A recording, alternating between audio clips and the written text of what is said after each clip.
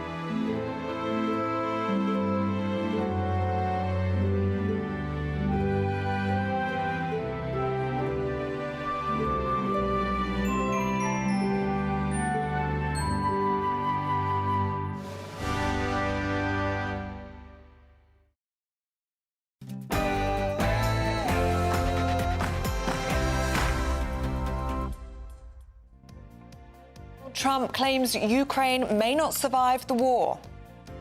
Ukraine may not survive? Well, it may not survive anyway, but, you know, we have some weaknesses with Russia. You know, it takes two. It comes as the White House puts pressure on President Zelensky to give up territory seized by Russia. All of this as the Ukrainian leader Volodymyr Zelensky heads to Saudi Arabia to begin peace talks with US negotiators. Record numbers of small boat crossings in the Channel this last week sees the highest number of arrivals since the crisis began in 2016. It comes as calls grow on the whereabouts of a small boat migrant who called for the death of all Jews. The Home Office can't confirm whether or not he's been arrested.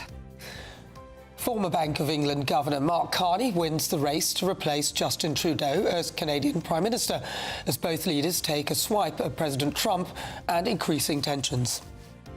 And make no mistake, this is a nation-defining moment. And Canada never, ever will be part of America in any way, shape, or form. Particular favourites. It is Upside Down by Diana Ross.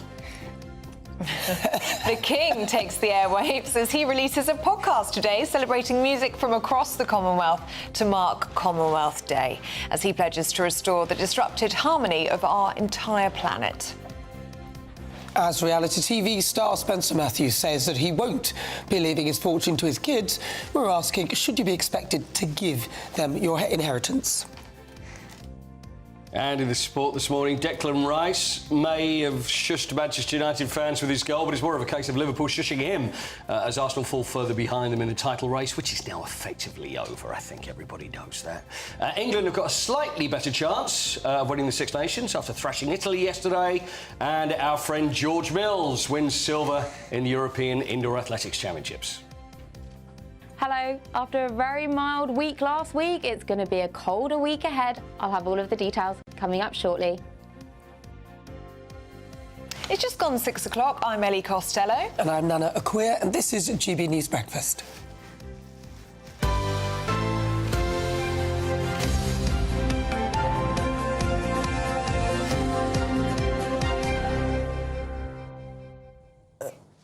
What do we make of the King loving Diana Ross? She's great. Upside down, you're turning. I think this is an old disc jockey. I just like the way he now his Diana Ross and Upside Down Boogie Wonderland. Yeah. Oh, that was a good one. That was a good one as well. Yeah, you know. Where would that Upside Down by Diana Ross come from? Oh, that's such a great track. What would be on yours? Oh, my goodness Just me. the top one. Mine would...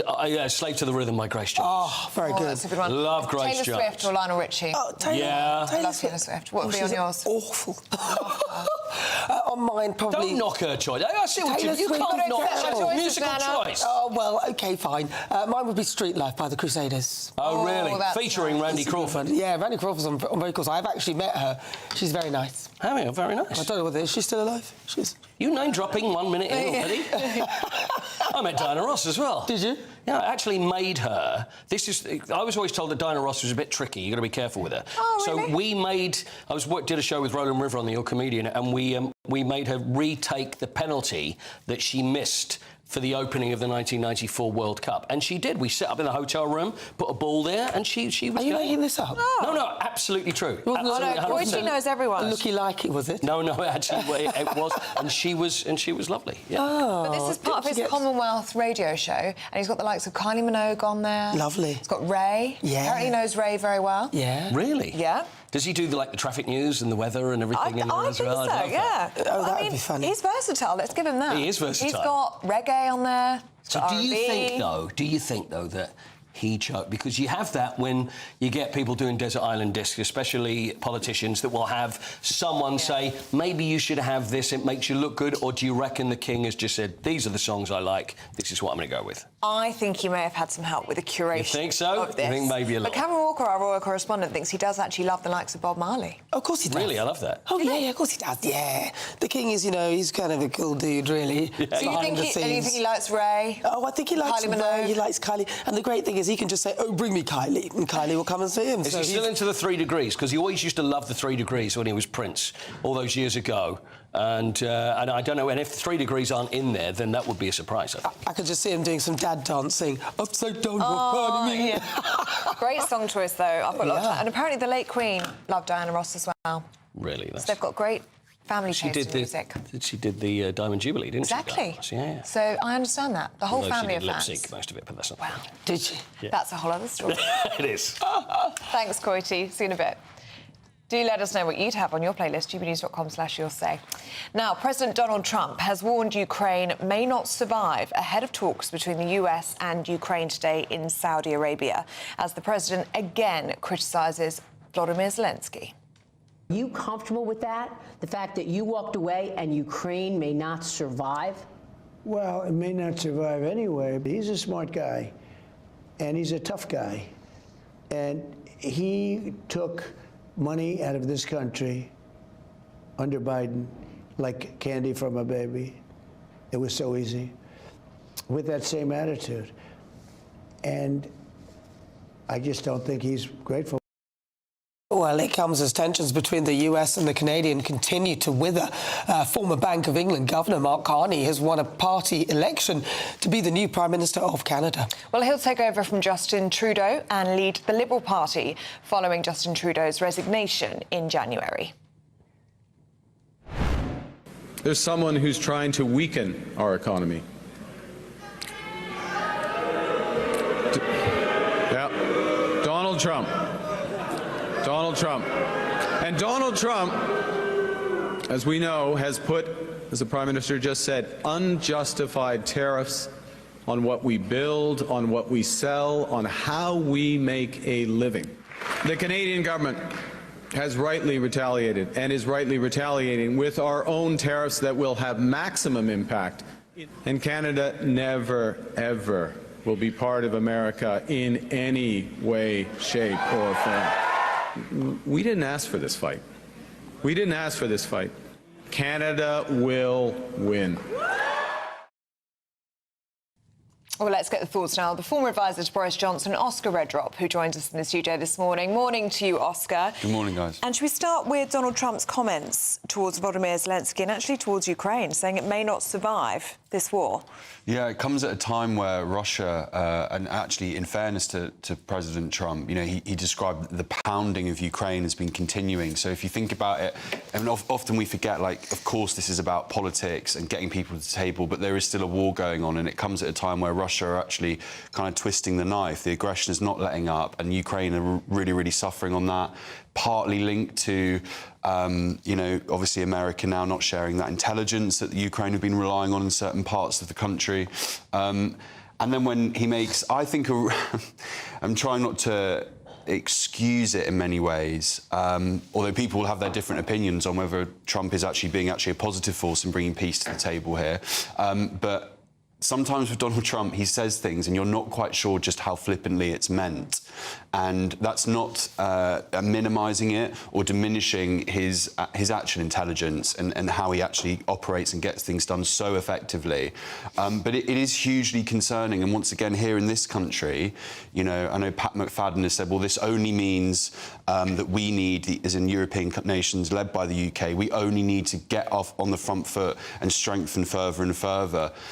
And that's great talk, and we saw Starmer bringing kind of EU countries together behind Ukraine last week, and I was, you know, a huge fan of that. But as the week's gone on, more and more I've been thinking about it, and I'm thinking, like, it's so unrealistic, you know, for us to stand alone and to step up for Ukraine. And it's brilliant that we're doing it.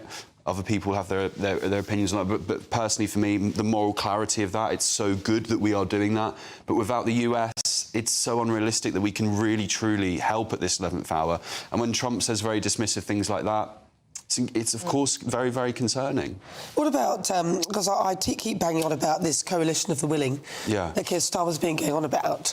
What do we honestly, genuinely know about it? Because isn't this Putin's dream?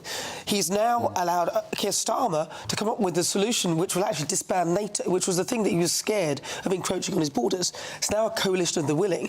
Well, will they be bound by Article 5? An attack on one is an attack on all? Do you sort of see that Keir Starmer has done a good job, in your view?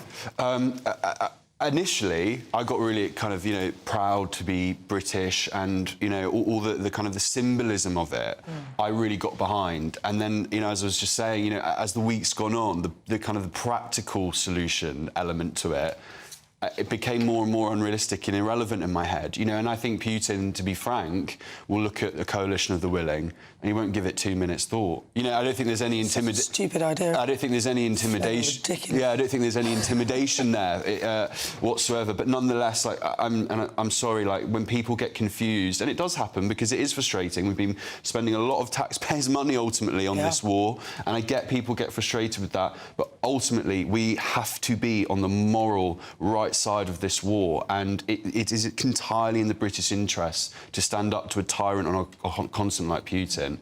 And I just, you know, we make excuses for Trump. There are things about Trump I'm a huge fan of, you know, in terms of how he gets things done. But we have to really be objective, and we have to start being concerned, and we have to want him to actually start talking tough to Russia for once. Did he not say that he would put heavy sanctions on Friday? Yeah. Yeah, but you know, he is negotiating with both parties, because otherwise, he's exactly what he said in that talk where Volodymyr Zelensky got pretty annoyed. He said he can't be nice and then say, "Hey, Putin, do this," and he has to broker. You're right about that. And on Friday, in a way, he has to smoke Putin out. He has to show that he can be tough on Ukraine. Otherwise, why has Putin got to come to the table? He'll just stay in his hole. But apart from Friday, to your point, Nana, like, that's been the only real tough talk on Russia, and I'd like to wake up and see more of that on the front pages rather than Ukraine getting battered. Can we talk about Canada's next Prime Minister? Mark Carney. He'll be a familiar face, won't he, to many people in Britain? Yeah, he was quite a divisive figure in the end when he was at the Bank of England. He also did the same job in Canada as well. And this is actually this is something to watch, actually, on the international stage. This is a really fascinating clash between absolutely emboldened, confident Donald Trump, who is just, you know, America first, getting the deals done for his country.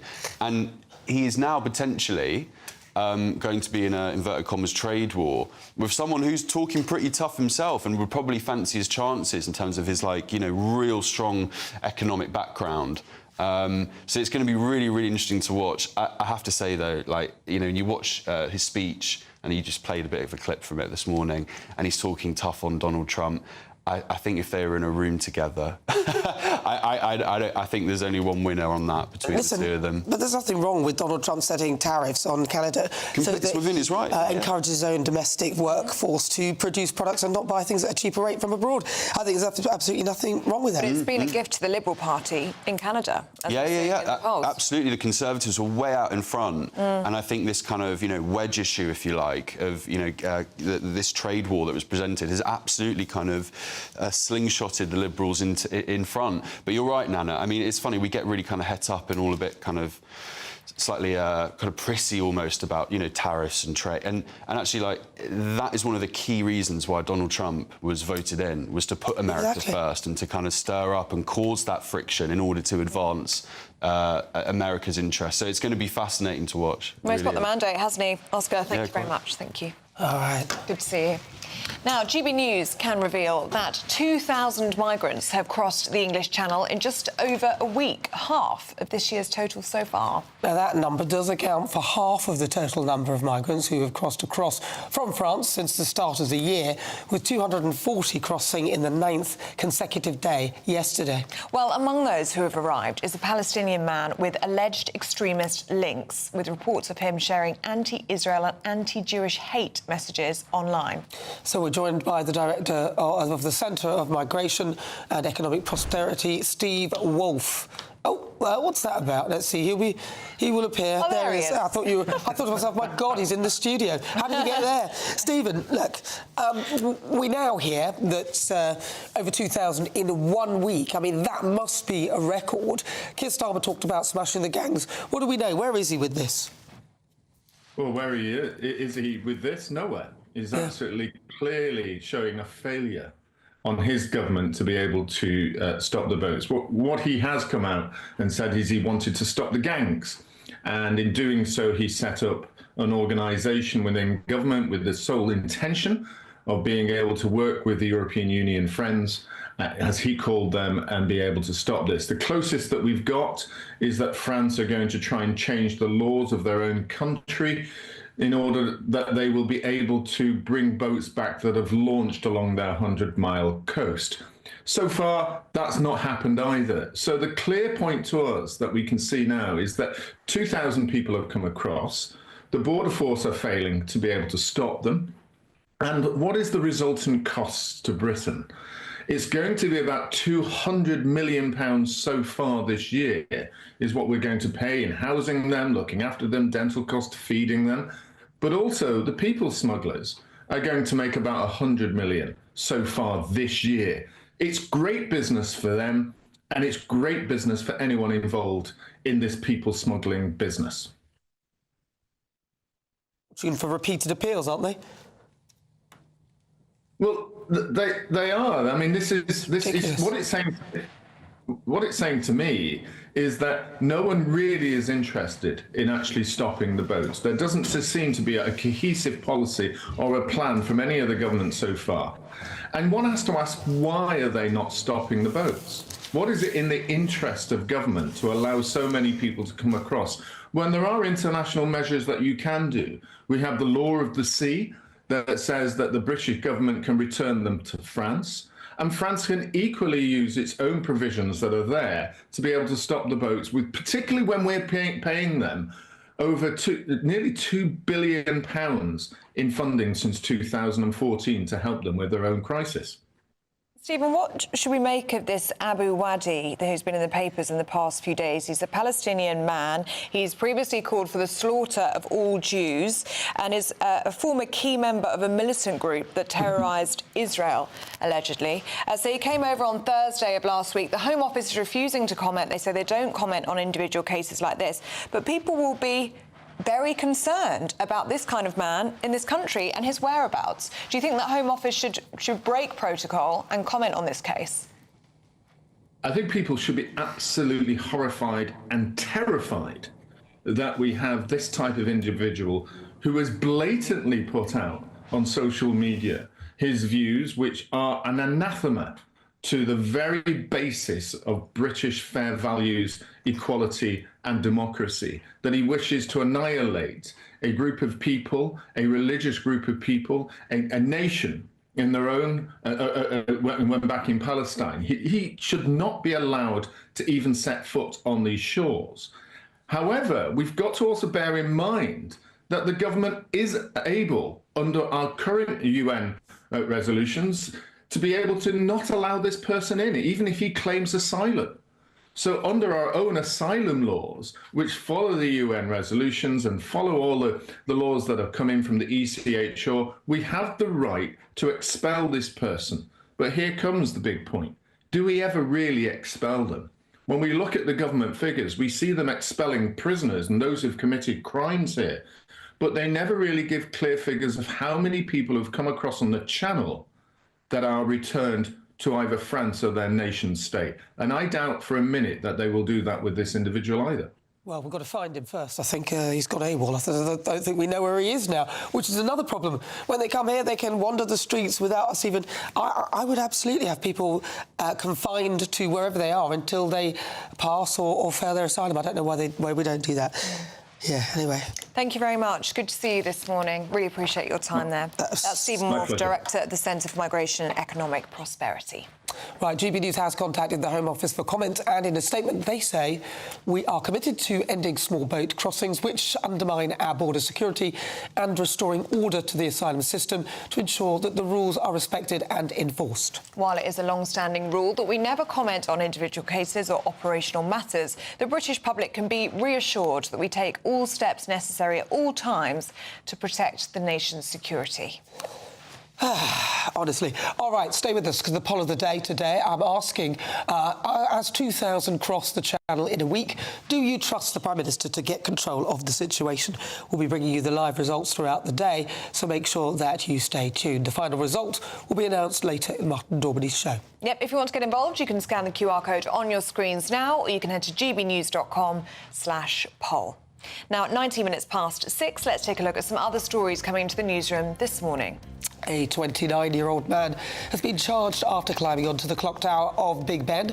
The Metropolitan Police have said that the man has been accused of scaling the Elizabeth Tower barefoot at around 7:20 a.m. on Saturday and came down just after midnight on Sunday. He was remanded in custody to appear at Westminster Magistrates Court. The family of Sir David Amess are calling for a public inquiry into how the murder of the MP for Southend could have been prevented. They will hold a press conference later this morning before meeting with the Prime Minister and the Home Secretary. Prince Edward, the Duke of Edinburgh, celebrates his 61st birthday today. The King's youngest brother assumed the Edinburgh title in 2023 following the death of Prince Philip.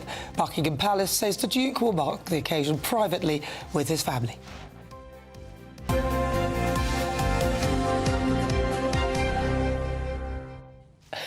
Let's get a weather update now with Catherine Chalk.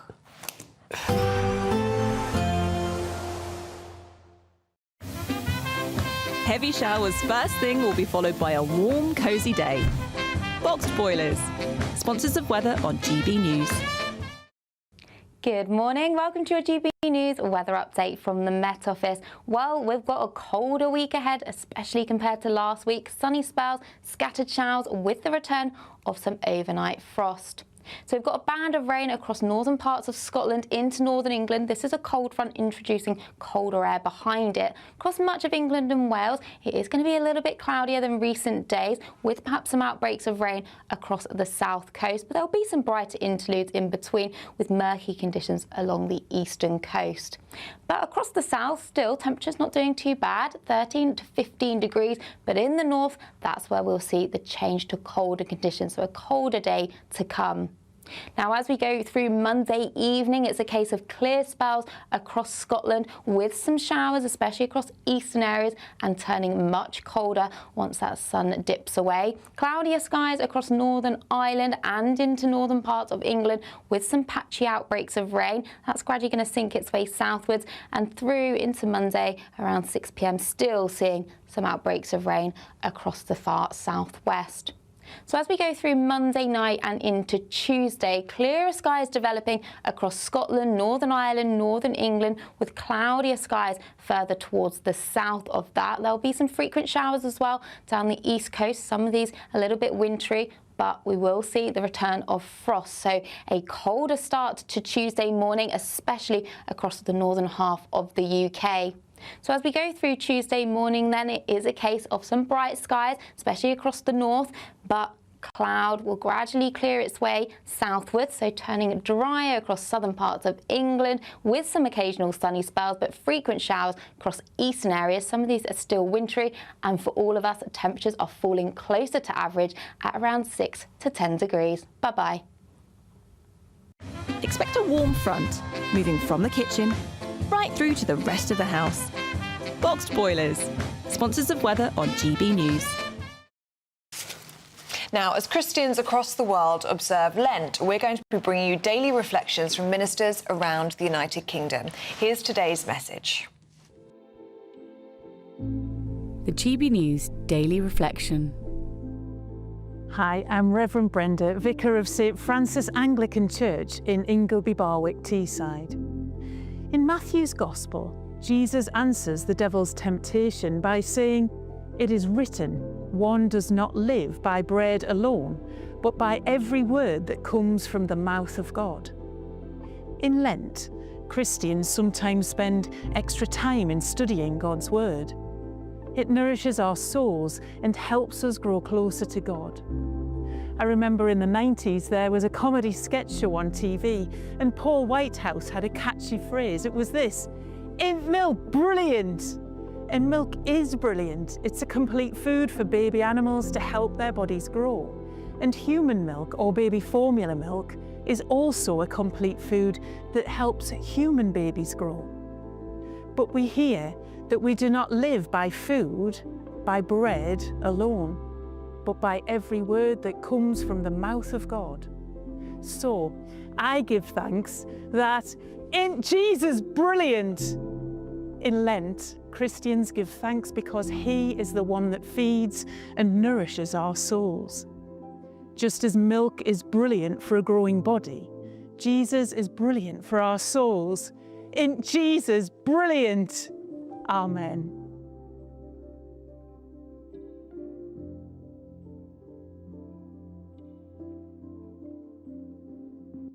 Oh, isn't that lovely? It's lovely. It's lovely. Christian, very Christian. Right, well, stay with us. Still to come, Paul Coit will be here to go through all of yesterday's Premier League action. That is next. This is GB News Breakfast with Nana and Ellie.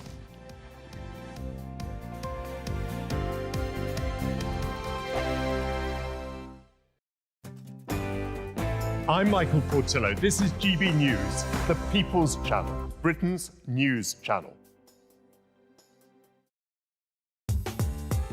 I'm Christopher Hope. From pop stars to politicians, I'll interview anybody in a pub who's got a political opinion. Join me every Friday on Spotify, Apple Podcasts, YouTube or gbnews.com, or wherever you get your podcasts.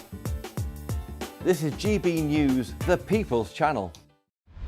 Britain's newsroom, weekday mornings from 9:30. Aaron, this is a mad idea. The future is bold. The future is hard, and it requires mad ideas. And we're proud to be bold and thought-provoking. How are you going to make money out of this? Well, the Olympics make $4.5 billion in revenue per Olympic cycle, and they're a wildly profitable organization that has never been challenged. So we're very proud to take them on and create something better and more efficient. It's not well known, but 44% of Olympians admit to using banned performance-enhancing substances, according to research funded by the International Olympic Committee and published in a top-tier scientific journal. It's absolutely rife. So 44% of elite athletes admit to using banned substances, only 1% get caught. Would this not encourage the production of harder drugs, though? You know, steroids that go that bit further?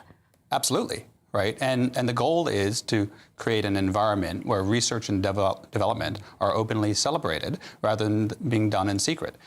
When things are are done in the open, we can study those compounds, and the drugs that allow athletes to run faster and jump higher are the same drugs that will allow all of us to be younger and faster and stronger for longer. If, as you say, 44% of Olympians are actually using this stuff anyway, secretly behind the scenes in a sort of hidden and unregulated way, would it actually look that much different to you or I sitting in the stand watching people run 100 metres? Would they actually do it much faster? Yeah, because you could have athletes who are in their 30s, maybe even in their 40s, breaking world records. And we're already seeing that with our athletes that we have in training.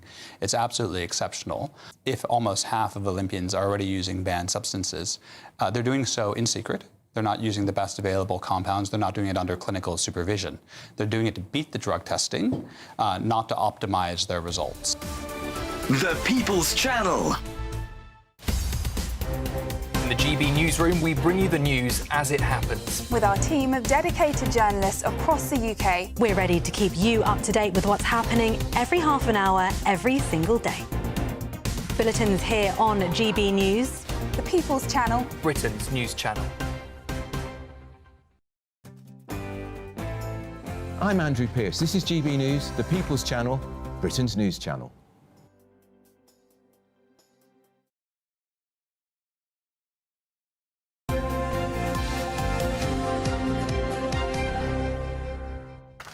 Good morning, welcome back. You're watching GB News with Nana and Ellie. And now we want to make your spring spectacular in our latest Great British giveaway.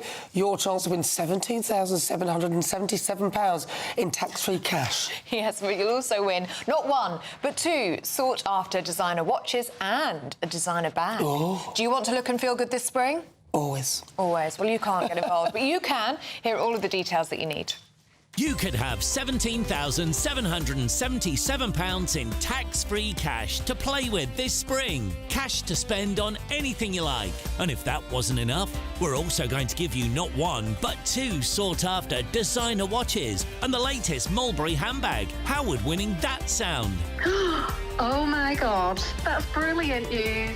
For a chance to win the cash, two watches and a designer bag, text cash to 63232. One entry costs £2 plus one standard network rate message, or text bonus to 63232. 5 entries cost £5 plus one standard network rate message. Go to gbnews.com/win. Entries start from just £2. Call 0903 681 3232. Calls cost £2 plus your network access charge, or post your name and number to GB12 PO Box 8690 Derby DE1 9TT. UK only. Entrants must be 18 or over. Lines close at 6 p.m. on the 4th of April. Please check the closing time if listening or watching on demand. Good luck.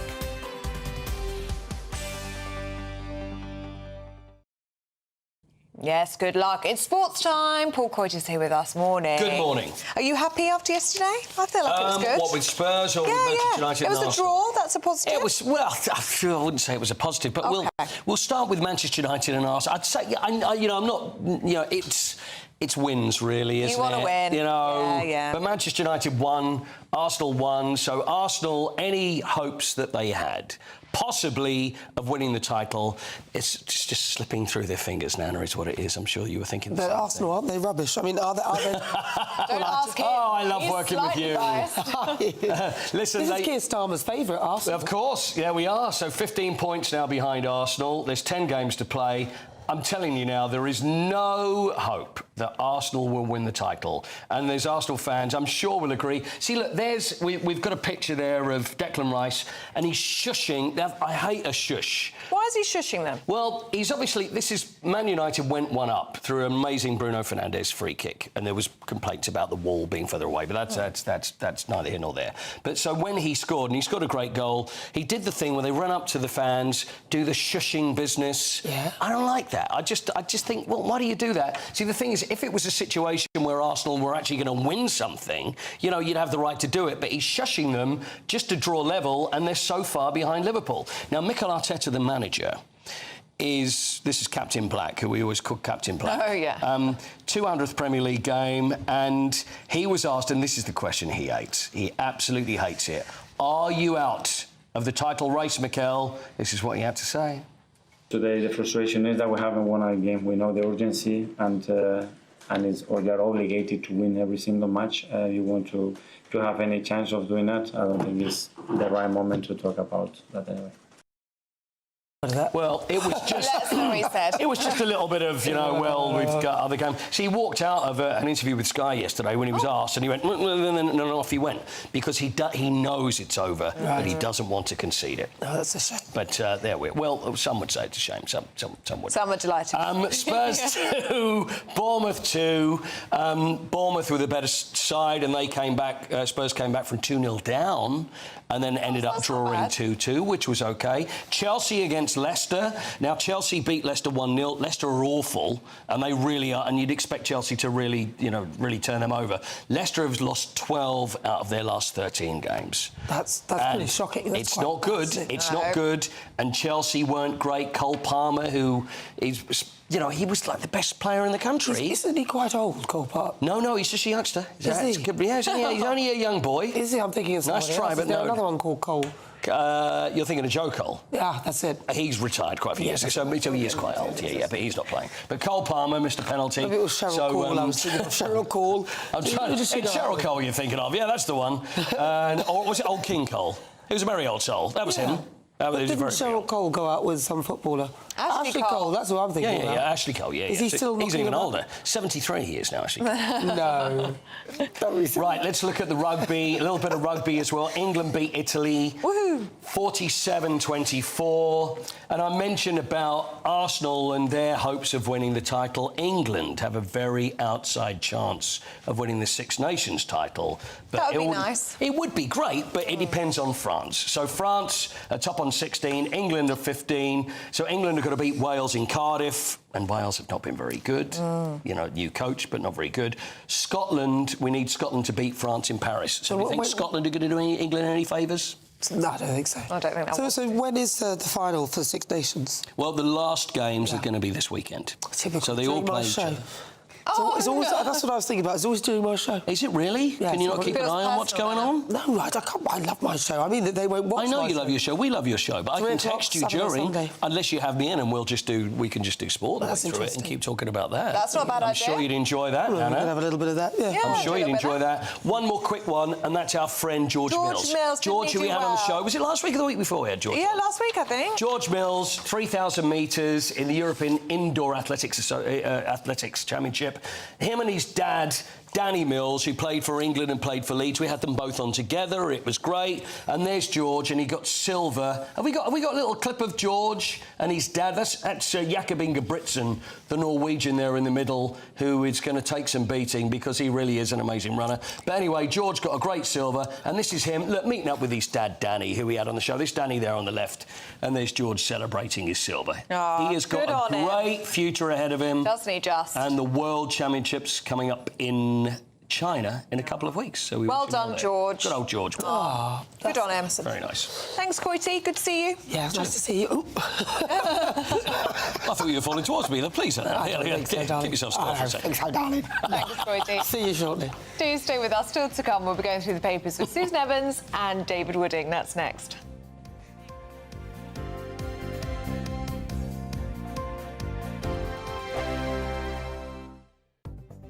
The latest GB News travel.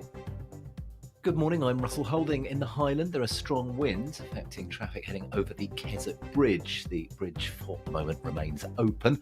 There are delays and cancellations to ScotRail train services between Stranraer and Ayr because of a signalling problem. On the A1M in Hertfordshire, the southbound exit at Junction 4 at Hertford is partly blocked where a van's broken down. Great Western Rail services are suspended between Reading and Basingstoke, where overnight engineering works have overrun.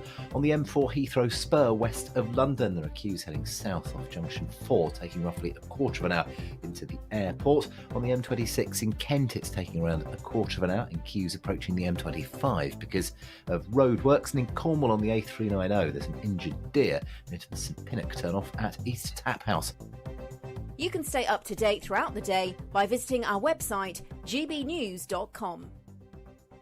Good Afternoon Britain isn't just about us. The wonderful thing about this programme is it's about everyone watching. It's an interactive programme. Well, there absolutely is something to see here, and we're going to be talking about it more. Whether it's breaking royal news, Will, please bring us up to date, or indeed a particularly punchy speech in the House of Commons. Very, very curious. We bring it to you live, and then we bring you live reaction as well. That's Good Afternoon Britain, weekdays from midday. Only on GB News, the People's Channel, Britain's news channel.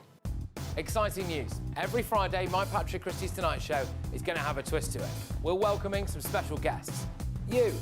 That's right, on Fridays I'm going to be doing my show in front of a live studio audience because this show is about you and what you have to say.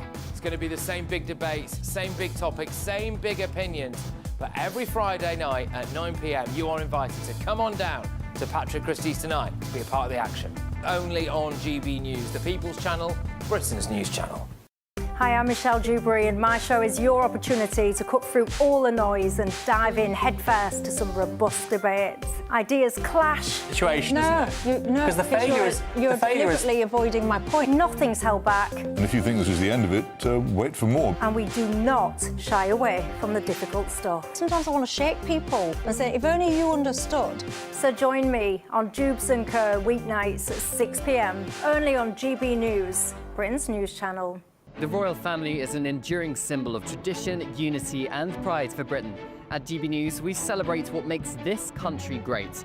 In our new royal newsletter series, you can join me, Cameron Walker, for Inside the Palace, an exclusive look every week that takes you beyond the gates and brings you the very latest from those at the heart of the monarchy. Never miss a royal moment again. Sign up now. Go to gbnews.com/royal newsletter and get the latest straight to your inbox.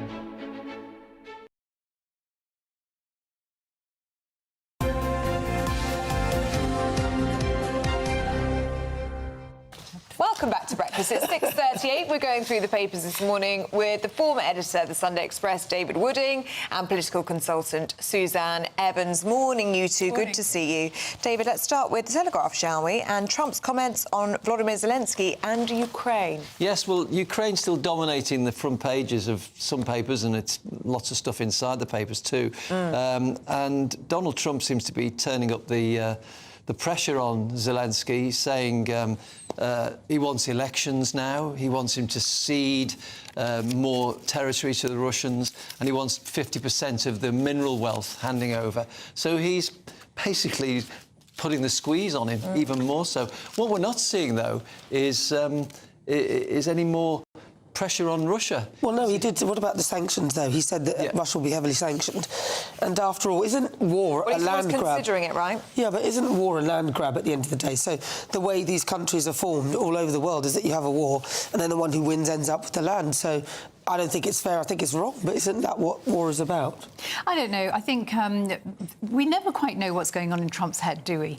He seems to come out with these ridiculous statements and incredible demands, and then he seems to get what he wants, or at least up to a point. And I can't help feeling when I was reading this story in the Telegraph this morning that it's almost like he's overplaying his hand. He's asking for more than he knows. It's almost his way of trying to put, I think, Zelensky very much into the box that he's got to try and do a peace deal with Russia, which, of course, is not what Zelensky wants. Yeah, but what about the people, though?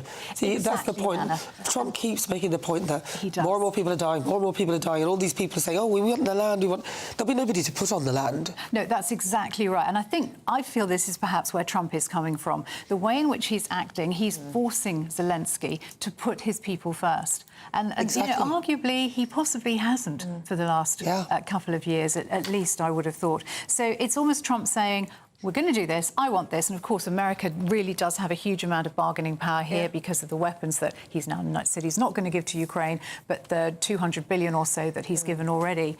And I don't know. Then, of course, he'll probably settle for something less. But this whole idea, I think, whether you support Zelensky or not, the fact that there's hints here even that Ukraine might cease to exist, I think is very frightening. It's alarming, yeah. But the war is unwinnable for Ukraine.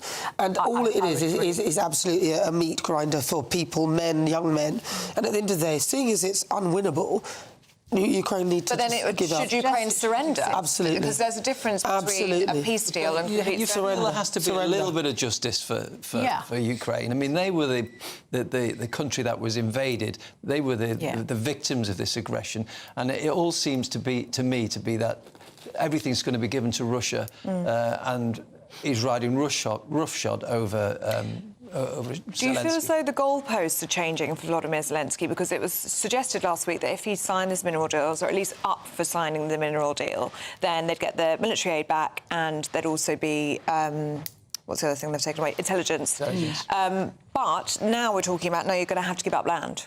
Yes, and intelligence, in fact, it says in this report in the Telegraph that it's already having a big impact on the ground. So while all this pressure's being put on by the President Trump, down on the ground, they're struggling as well. So it seems to be personal now between President Trump and President Zelensky. Do you think he wants Zelensky out? I don't know about that, Donald Trump. Remember when he said, "Oh, but you called Zelensky a dictator?" He went, "Did I call him that?" He literally pretended like he'd forgotten. He's not a fan, though, is he? I mean, you could even hear in that interview that he gave to US Press, he's no fan of Volodymyr Zelensky. Yeah. He'd like to see elections in Ukraine. Oh, well, we'll see what happens with that. Right, where do you want to go next, guys? Ooh, could you do the woke RAF, please? No, we like that. Suzanne? Yeah, so this is the fact that RAF bosses have launched what's been called a desperate search for pilots after a secret bid to discriminate against white male applicants backfired. So apparently there was a court case in 2023 which found that there'd been unlawful discrimination against white men. And in fact, 31 white men who'd applied to become RAF pilots and had been rejected were actually given compensation. So, but there was a target to have 40% female pilots and 20% ethnic minority pilots. And it's not working. People are just not coming forward. They can't get the people to actually train. So now, at a time when Keir Starmer is talking about sending jets to Ukraine, guess what? There's nobody to fly them because of these bonkers DEI targets. So that's a story that the Daily Mail is running this morning. It is quite shocking, really. You'd have thought that anyone who wants to fight for their country should be welcomed with open arms, regardless of their skin colour, their gender orientation, whatever it might be. And yet here we are, the RAF actually, I would argue, putting British safety and security at risk through what has been shown now to be unlawful diversity targets. The RAFs have seen this coming down the track for some time, actually, because there was a story six or 8 months ago saying that they don't have the training capacity in the UK and they're having to send RAF pilots to America to be trained because they can't even train them in the UK. So they know there's a shortage and they know there's a problems in getting people trained. But the only targets that the RAF should have is the enemy, not diversity targets. Yeah. I mean, the RAF are refusing to comment on this story, but reports in some of the papers this morning that the numbers of pilots are down by 30%. Yeah. It's alarming, isn't it, when we're talking about the time that we're in? It is. And when you think also that there was a poll done recently that said only 11% of young people in Britain would be prepared to fight for this country. You know, it's not like people are queuing up to defend Britain and being proud to be British anymore. That's gone out the window. OK. David, Suzanne, do stay with us. We're back with you in just a few minutes. But we're going to have a look now at the winter sun forecast for some of the top European holiday destinations.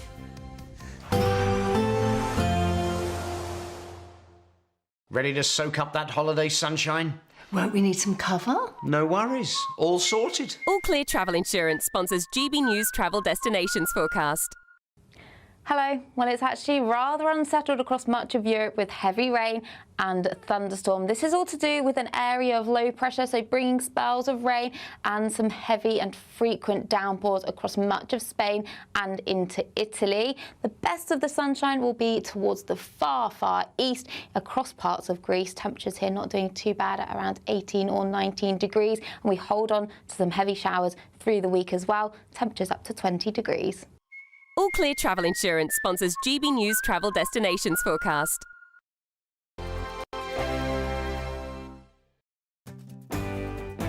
I'm Bev Turner. Thank you for joining us on GB News, the People's Channel, Britain's news channel. If you want your news to be straight talking... This is the nightmare for the Conservatives again. Down to earth. It's not just Nottingham where this is happening, is it? And most importantly, honest. Hard-working, middle-class taxpayers, they'll get their book thrown at them. Then catch me, Martin Daubney, Monday to Friday, 3 till 6 p.m. on GB News, Britain's news channel. Martin Daubney. Weekdays from 3 p.m. Trans police officers will be allowed to strip search women despite ongoing backlash from critics. New guidance for the National Police Chiefs Council says that biologically male staff who identify as women should be allowed to intimately search women as long as they possess a gender recognition certificate. Now, what could possibly go wrong? But some women's rights groups claim that the police had forgotten about women in their pursuit of gender ideology. Well, I'm delighted to say I'm now joined by the Surrey Police and Crime Commissioner, Lisa Townsend. Lisa, a delight to have you on the show. Thank you very, very much for joining us. A lot of people have very, very legitimate concerns that if you're a woman, you're in a vulnerable position, you're being searched intimately, it should be another woman who is searching you. And a trans woman, in a lot of people's eyes, isn't a woman. They're a biological man who says they're a woman. What's your take on this? I'm afraid that this is just the latest in a long line of announcements like this from the NCC about the ability for trans police officers to search women, males essentially, to search women. We wouldn't think it was okay anywhere else, and it's not okay in policing. I think there's also another way of looking at this, which is it's not just male officers, and they are born male. We are talking about males being able to search women. It's also the other way round. It's also female officers potentially being told that they have to search a trans woman, i.e. a male who has been brought into custody. That male could have been brought into custody because he himself has been violent, and he is insisting that he is a woman and therefore, you know, there's no time to check the gender recognition certificate, but that's how he identifies, and he insists on a female officer searching him. So I think we have to look at this on both sides, and either way, it can't be right. GB News, the People's Channel. Headliners on GB News 11 p.m. every night. It's got 3 top comedians going through the next day's newspapers so you don't have to read them, which is great. That's a good point. He's lying. I mean, maybe he's not lying. That's Headliners every night from 11 p.m. and 5 a.m. as well on GB News, Britain's news channel. I'm Michelle Dewberry, and this is GB News, the People's Channel, Britain's news channel.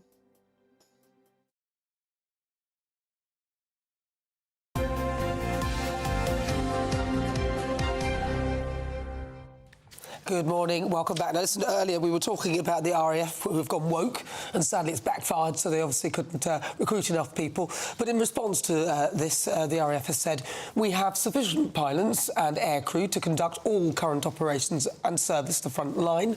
Additionally, active management of the flying training system has reduced training times and the backlog of student aircrew in the training pipeline. This good progress has enabled us to reopen aircrew applications for serving personnel. Well, there you go. We're continuing to go through the papers now. A former editor of the Sunday Express, David Wooding, and political consultant Suzanne Evans. Morning, you two. David, let's have a look at this story, shall we, in The Guardian.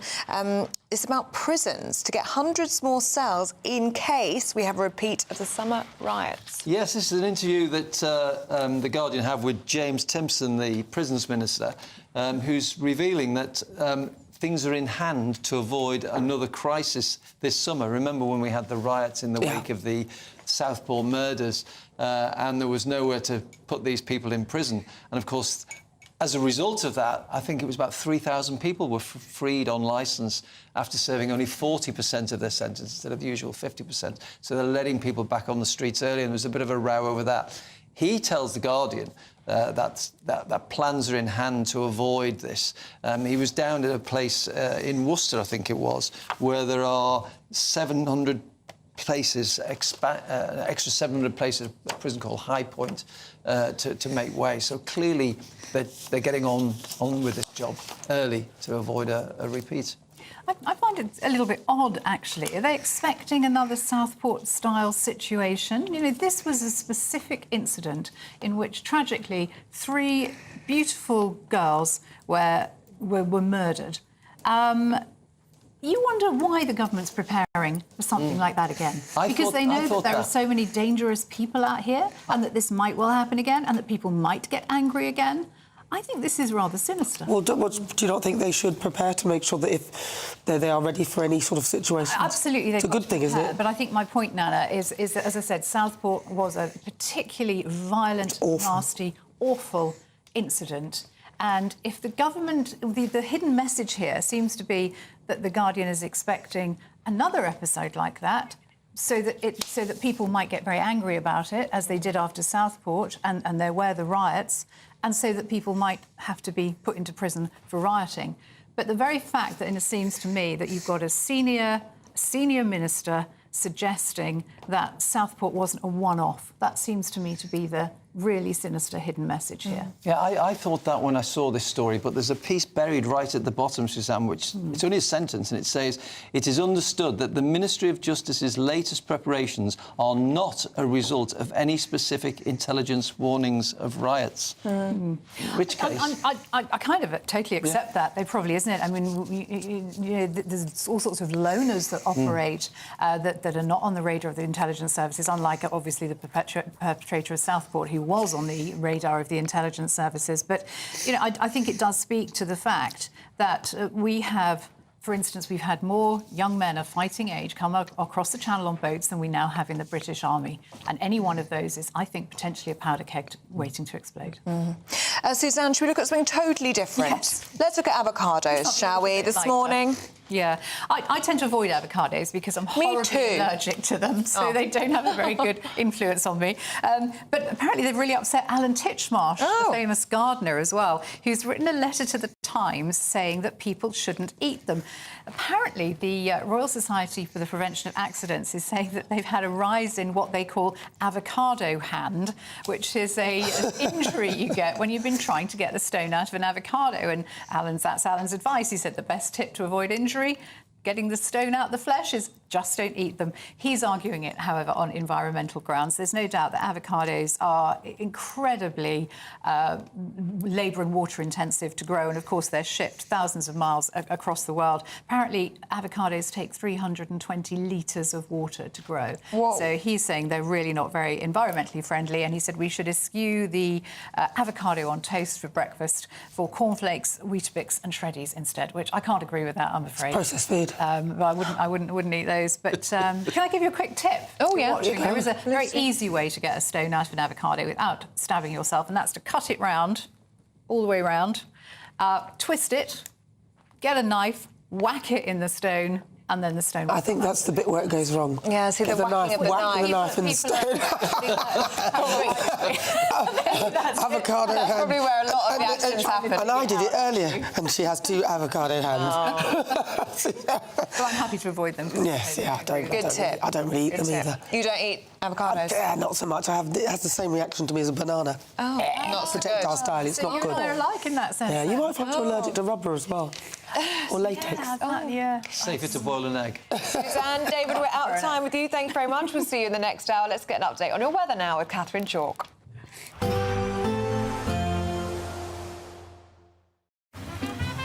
Despite the morning rain, it'll be a nice, warm, cosy day ahead. Boxed heat pumps, sponsors of weather on GB News. Good morning. Welcome to your GB News weather update from the Met Office. Well, we've got a colder week ahead, especially compared to last week. Sunny spells, scattered showers with the return of some overnight frost. So we've got a band of rain across northern parts of Scotland into northern England. This is a cold front introducing colder air behind it. Across much of England and Wales, it is going to be a little bit cloudier than recent days, with perhaps some outbreaks of rain across the south coast. But there'll be some brighter interludes in between, with murky conditions along the eastern coast. But across the south, still, temperatures not doing too bad, 13 to 15 degrees. But in the north, that's where we'll see the change to colder conditions, so a colder day to come. Now, as we go through Monday evening, it's a case of clear spells across Scotland with some showers, especially across eastern areas, and turning much colder once that sun dips away. Cloudier skies across Northern Ireland and into northern parts of England with some patchy outbreaks of rain. That's gradually going to sink its way southwards and through into Monday around 6 p.m, still seeing some outbreaks of rain across the far southwest. So as we go through Monday night and into Tuesday, clearer skies developing across Scotland, Northern Ireland, Northern England, with cloudier skies further towards the south of that. There'll be some frequent showers as well down the east coast, some of these a little bit wintry, but we will see the return of frost. So a colder start to Tuesday morning, especially across the northern half of the UK.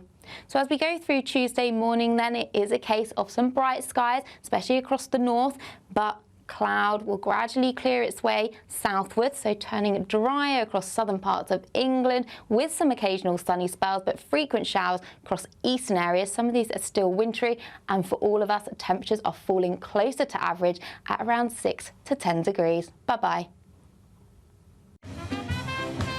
There will be a light breeze in the morning, leading to a warm front.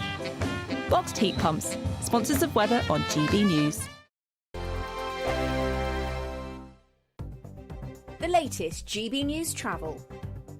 Good morning, I'm Russell Holding. In Perth and Kinross, there's a report of a fallen tree partly blocking the northbound A9 at Pitlochry. ScotRail train services aren't running between Stranraer and Ayr because of a signalling problem. On the M6 in the West Midlands, there's a lane closed southbound after an accident between junction 6 and 5 off Spaghetti Junction, Birmingham. Slope towards St Pass there. Train services are suspended between Reading and Basingstoke, where overnight engineering works have overrun. At Heathrow Airport, Tunnel Road is partly blocked after a car caught fire, causing queues heading down the M4 Heathrow Spur, taking 10 minutes from junction 4 of the M4.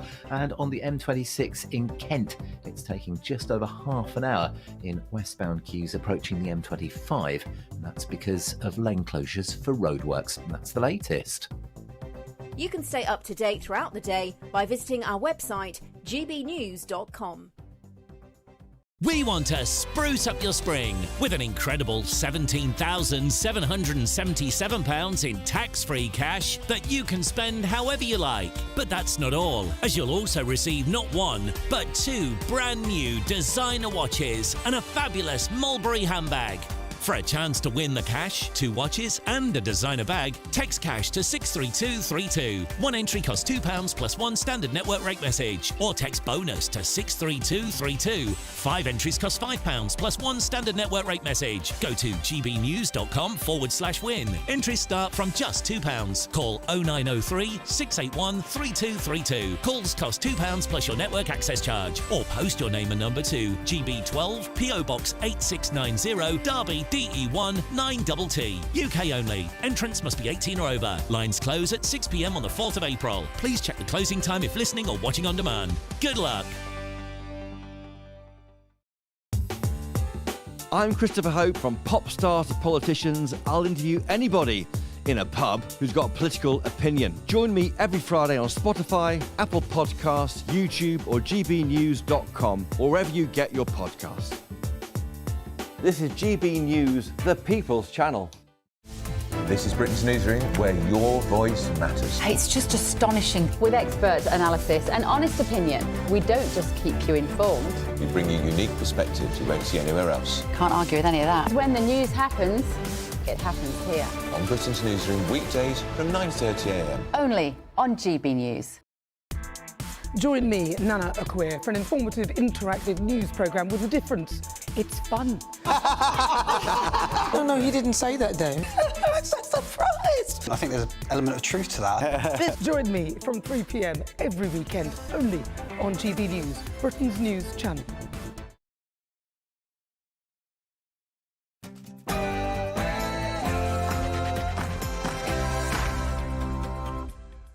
Good morning. Donald Trump claims Ukraine may not survive the war. Ukraine may not survive? Well, it may not survive anyway, but, we have some weaknesses with Russia.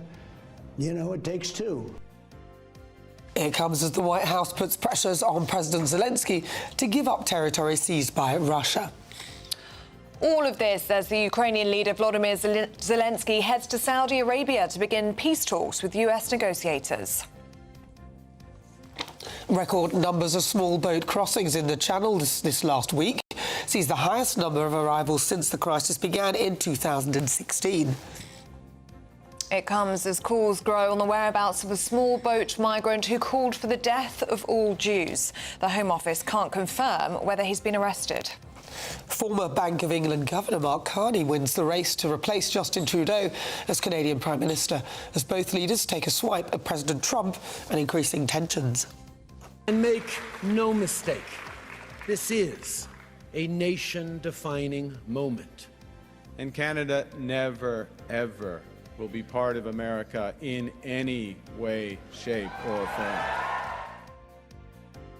Particular favourites. It is Upside Down by Diana Ross.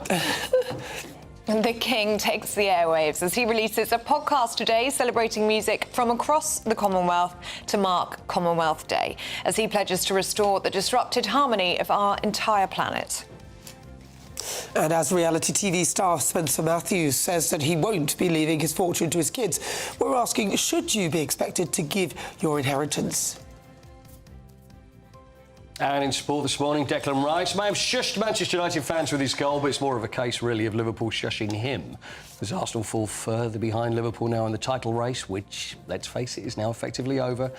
England have a slightly better chance of winning the Six Nations after thrashing Italy yesterday. And our friend George Mills won silver in the indoor European Athletics Championships yesterday. Hello. After a very mild week last week, it's going to be a colder week ahead. I'll have all of the details coming up shortly. It's just gone 7 o'clock. I'm Ellie Costello. I'm Nana Aquia, and this is GB News Breakfast.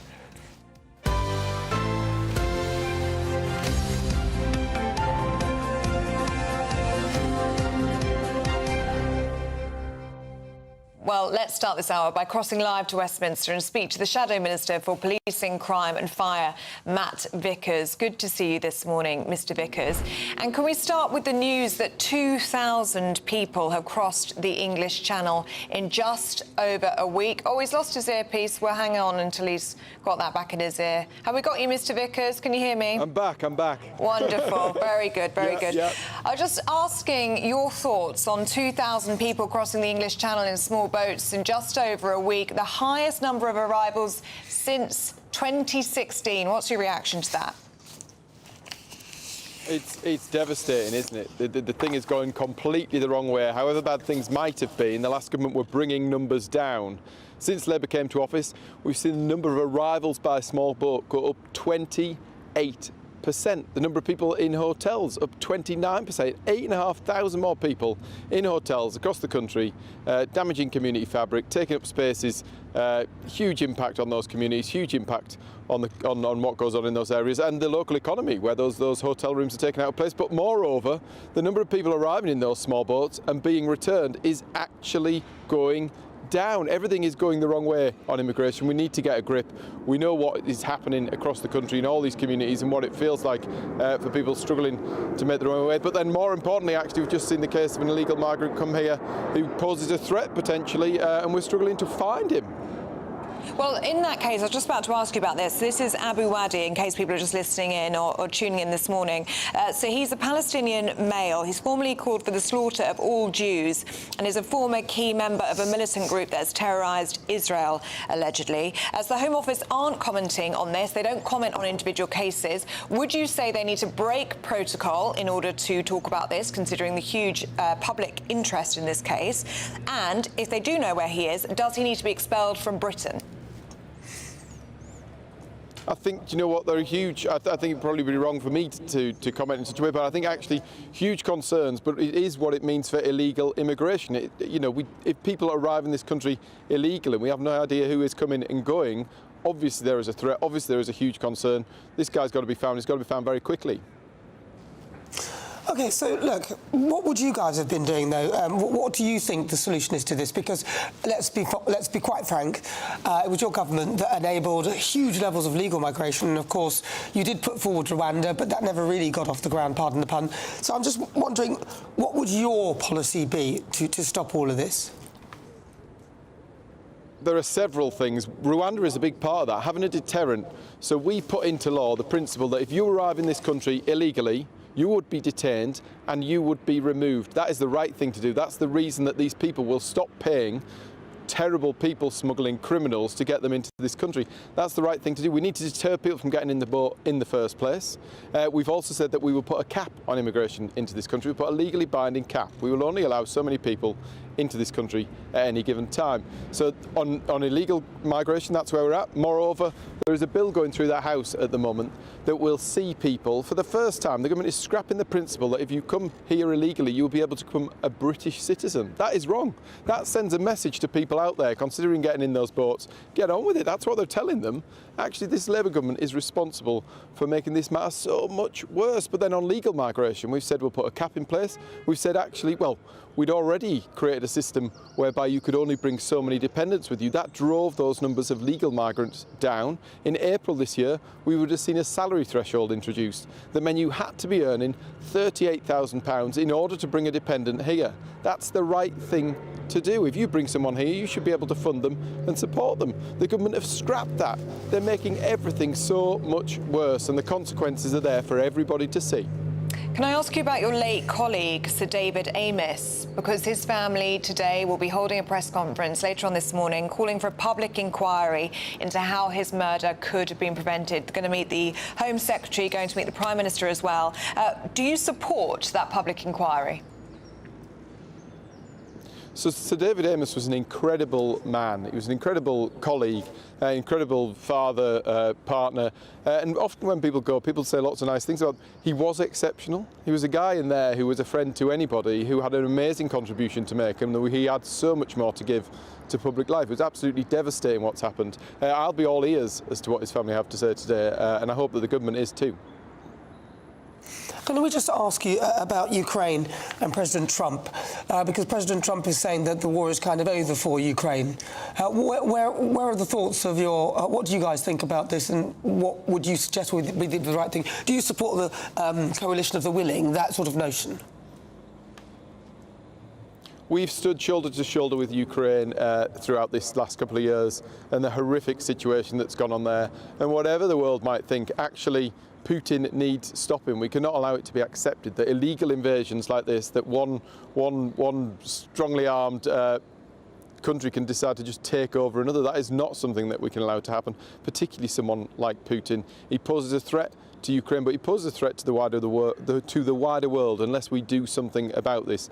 I agree with the idea that we're increasing defence spending. I think that's something we've got to do even more so as we go forward. We've got to find more money. We're in an increasingly dangerous world as has come to pass, as we've come to learn, and we need to make sure that we're armed, ready to defend this country and every other free democratic country that needs our support. OK, Matt Vickers, we're out of time with you this morning, I'm afraid, but thank you so much for your time this morning. That's Matt Vickers, Shadow Minister for Crime, Policing and Fire. Right, let's get the thoughts of former advisor to Boris Johnson, Oscar Reddrop, who joins us in the studio. Oscar, OK, let's talk about these 2,000 migrants last week who managed to get across here. One of them who professed death to all Jews has gone missing. Yeah. What do you think the government should be doing about this? How should they be acting? Well, I used to work with Matt, so I know Matt pretty well, who you just interviewed there, and I think he is completely right in the sense that we need an active, real-world deterrent. However, and the Conservative Party looking on at what the Labour Party are doing in terms of getting in, not being able to get a grip of immigration, they're in an awkward position because the Conservative record was quite frankly shocking on it. But look, nonetheless, you will continue to see these numbers, particularly as the weather I know it sounds silly, but as the weather gets better throughout the summer. It's all connected. It's absolutely all connected, and we don't have a deterrent. There is nothing like that. And then people ridiculed Rwanda. And I kind of understand why in some ways, because it was quite out the box. It felt very left field at the time in particular, and there were practical issues with it, and I get that in terms of implementation. But if we don't have an active deterrent, then we will continue to see these numbers. And people often don't make, I think, the moral argument for having a really, really strong deterrent and border in this country, because the communities that suffer as a result of it, we see it day in, day out on the front pages, on our TV channels, and those communities are being let down. And actually, you know what? The people who cross over, who end up quite often dying, like the criminal gangs that were emboldened without having this deterrent, they are also, they are victims in this as well. And look, why didn't Rwanda work, and why are the Labour Party not prepared to implement an active deterrent and just talk about smashing the gangs as basically a catchphrase? It didn't work ultimately because of you know, I hate the term, but because it sounds quite crude, but like left-leaning lawyers. Leftist immigration policies, left-leaning lawyers, left-leaning charities, left-leaning politicians who are actually, a lot of them, making money out of this. Absolutely. And, you know, there are certain politicians in this country who are making the very strong argument for leaving the ECHR. And I think, you know, and being as objective as I can here, those things, the deterrent and leaving the ECHR are completely intertwined, and you can't do one without the other almost. And the Labour be a Conservative policy. Is that a Labour? Well, Kemi Badenoch was talking about it. It's been spoken about, hasn't it? Bloody well should be. It absolutely should. It absolutely should be. I don't quite know what what they're waiting for on this, because the Labour Party, it doesn't sit well with them. Starmer may talk a bit tough on it. Well, he was a human rights lawyer, wasn't he? So quite, yeah. we're not going to get anywhere with him. And I think they kind of, in an arch sense, understand politically why it's important for them to sort it out, but they're not going to do what's required. And so if the Conservatives can't get the House in order, you know, I mean, it's a free win if ever I've seen one. So do it. Oscar Redrop, thank you very much for your thoughts this morning. Well, GB News has contacted the Home Office for comment, and in a statement they have said, we are committed to ending small boat crossings which undermine our border security and restoring order to the asylum system to ensure that the rules are respected and enforced. Whilst it is a long-standing rule that we never comment on individual cases or operational matters, the British public can rest assured that we take all steps necessary at all times to protect the national or nation's security. Let us know what you think on that story. gbnews.com/you'll say. And you'll have a view on this one as well, because King Charles will today celebrate the Commonwealth's power to unite nations in friendship during his annual Commonwealth Day address at Westminster Abbey. The King is also expected to look ahead to the 80th anniversary of the end of the Second World War, remembering the sacrifice and selflessness of those who fought. Well, the King has been busy because to further mark the event, he has teamed up with Apple Music to celebrate music from across the Commonwealth. Here's a taste of what you can expect. Throughout my life, music has meant a great deal to me. It has that remarkable ability to bring happy memories, comfort us in times of sadness, and to take us to distant places. But perhaps, above all, it can lift our spirits to such a degree, and all the more so when it brings us together in celebration. In other words, it brings us joy.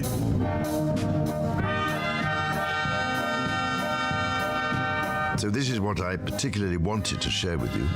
Songs which have brought me joy. This seemed such an interesting and innovative way to celebrate this year's Commonwealth Day. Thank you for listening. I wish you all every possible blessing. Love that version, don't you? The King's Music Room. Yeah, it's a bit dry, though. I prefer the actual original. Let's get more from royal commentator Richard Fitzwilliams. This is lovely, isn't it? A bit of lightness in such a dark world at the moment. Isn't it lovely? Why, it is certainly. I was listening. In fact, it begins with Millie's My Boy Lollipop and then Kylie Minogue's Locomotion. It's a complete mix and it's a super idea. I absolutely agree with you. When the world is putting it, as the King says in his Commonwealth message, talks about uncertainty, in which he will be playing, I think, a pivotal role. This is a delightful touch. I mean, Commonwealth Day is remarkable. 56 countries, totally different, but all but 4 former British colonies, but nonetheless an absolutely extraordinary organisation which has such value in times, as you say, which are quite extraordinary. Now, Richard, I may sound a little bit cynical, but do you think that the King is actually a fan of Bob Marley and Kylie Minogue and Ray, or do you think he might have had a bit of a helping hand with curating this playlist? Well, if I had to bet, I suspect that because it's Commonwealth Day and because it's important to have a complete mix, this has been, shall we say, balanced out. I don't know the King's personal musical tastes, but on an occasion like this, it's always good to have a mix, and that is precisely what they've offered. And whether or not it's been a little, so to speak, manipulated, who knows? The point is, it's a very good idea. The Palace are coming up with some imagination which must be welcomed. And as you say also in the introduction, Commonwealth Day is important because with the 80th anniversary of the end of the Second World War, over 1.5 million from the Commonwealth fought, and so many died, and it is a very important anniversary. And of course, with the world, I mean, to quote from Shakespeare, wild and whirling world sums it up very well, with quite extraordinary at the moment. So to have the King as a convener king on issues such as the environment, which gets important mentions, as you would expect, in his Commonwealth Day message, but also, of course, interreligious understanding, and now as well, a pivotal role with President Trump, someone who very clearly is Jack, I suspect, of all trades. I like the music. I think it's a very good idea. Is this going to become a regular thing, or is it just a one-off? Do we know? Well, obviously, it's a one-off this year, and then possibly if it catches on or it's thought that it's a good idea, we might see something else. I mean, you know, it's just one of these catchy ideas that hope is it will interest young people. I mean, the monarchy does have a problem with the 18 to 24-year-olds. It's possibly also angled at that, and also to get a bit of interest in Commonwealth Day, which sometimes is difficult, not so much when it comes to the Commonwealth countries, but British people sometimes don't have the interest in it that many have in the Commonwealth, and it's one of those quirky thoughts. Oh, well, listen, Richard Fitzwilliams, always a pleasure. Really good to talk to you. That's Richard Fitzwilliams. He's the royal commentator. Thank you. Now let's have a look at the weather with Catherine Chalk.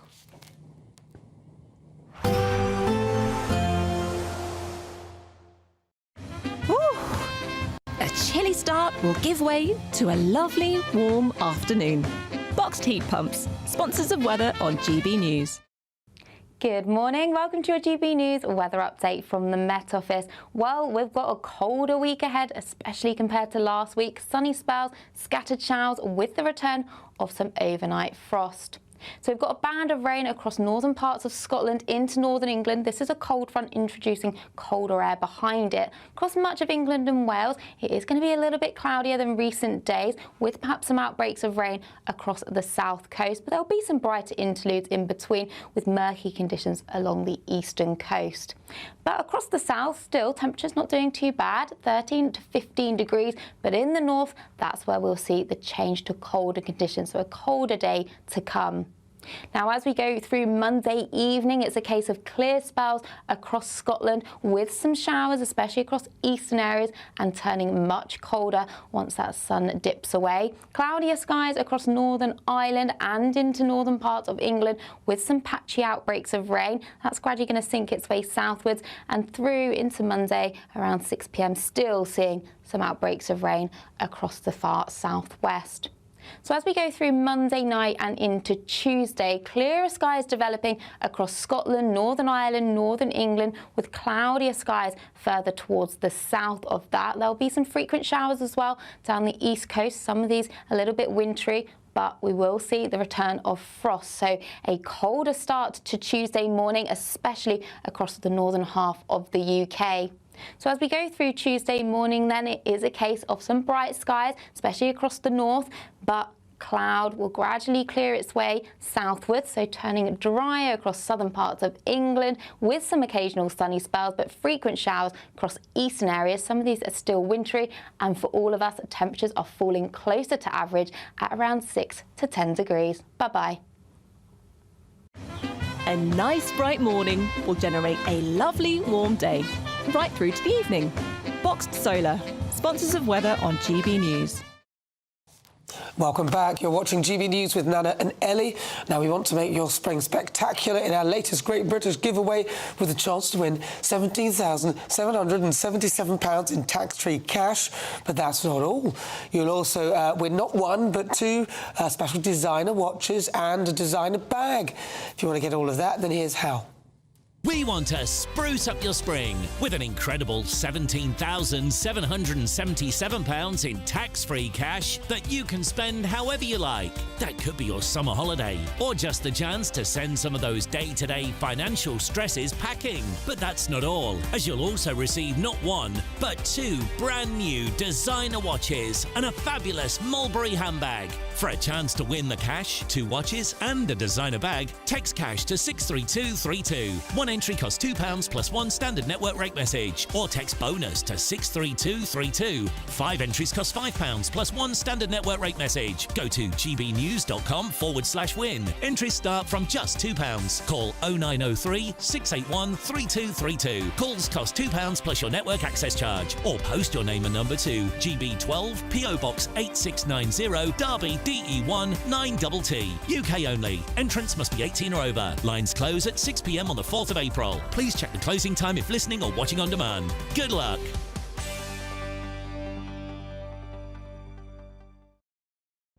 Yes, good luck. Still to come, do stay with us. Reality TV star Spencer Matthews has revealed that he won't be leaving his fortune to his children.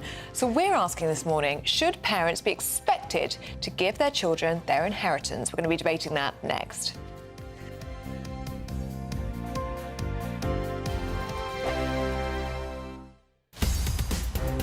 In the GB Newsroom, we bring you the news as it happens. With our team of dedicated journalists across the UK, we're ready to keep you up to date with what's happening every half an hour, every single day. Bulletins here on GB News, the People's Channel, Britain's news channel. If you want your news to be straight talking... This is a nightmare for the Conservatives again. Down to earth. It's not just Nottingham where this is happening, is it? And most importantly, honest. Hard-working, middle-class taxpayers, they'll get their book thrown at them. Then catch me, Martin Daubney, Monday to Friday, 3 till 6 p.m. on GB News, Britain's news channel. Dubes & Co. Weekdays from 6 p.m. We often ponder the state of the nation. So this story then really caught my eye. A head teacher who some people have dubbed, I quote, the head teacher from hell. He's caught the press attention because he has a school in Wales. He's now looking at introducing Saturday detentions. He says that we have to stop mollycoddling kids and start to bring back good old-fashioned discipline. We are fed up with kind of being soft on discipline. We are fed up of hiding behind words like well-being and safe spaces. There has to be a consequence to an action, and that's what we're trying to instill at Caldecott. And tell me about the parents of some of these kids, because I would argue that much of the breakdown in society does come now. You see these kids on public transport, they don't have earphones in, they just listen to their music, they've got no respect for their elders. I know I sound like an old fuddy-duddy, but it all seems to have kind of broken down, and then I find myself, Alan, thinking, well, what are the parents doing in all of this? Are the parents supportive of your approach or not? So we've got 1,300 parents. 2 or 3 took their children out of the school because they didn't agree with it. About 20 sort of kicked back, but now are on board. I think that's a great statistic. It shows that the overwhelming vast majority of people want this kind of discipline. And I don't blame young people today for the state of the culture or the nation. They are the fruit of it. I believe that if my generation puts in place strict discipline, firm boundaries, no means no, then we will get the young people that we want and that, you know, we deserve. GB News, the People's Channel. We're proud to be GB News, the People's Channel. And as you know, we always love to hear your views. Now, there's a new way of getting in touch with us at gbnews.com/yoursay. By commenting, you can be part of a live conversation and join our GB News community. You can even talk to me, Bev Turner, or any of the members of the GB News family.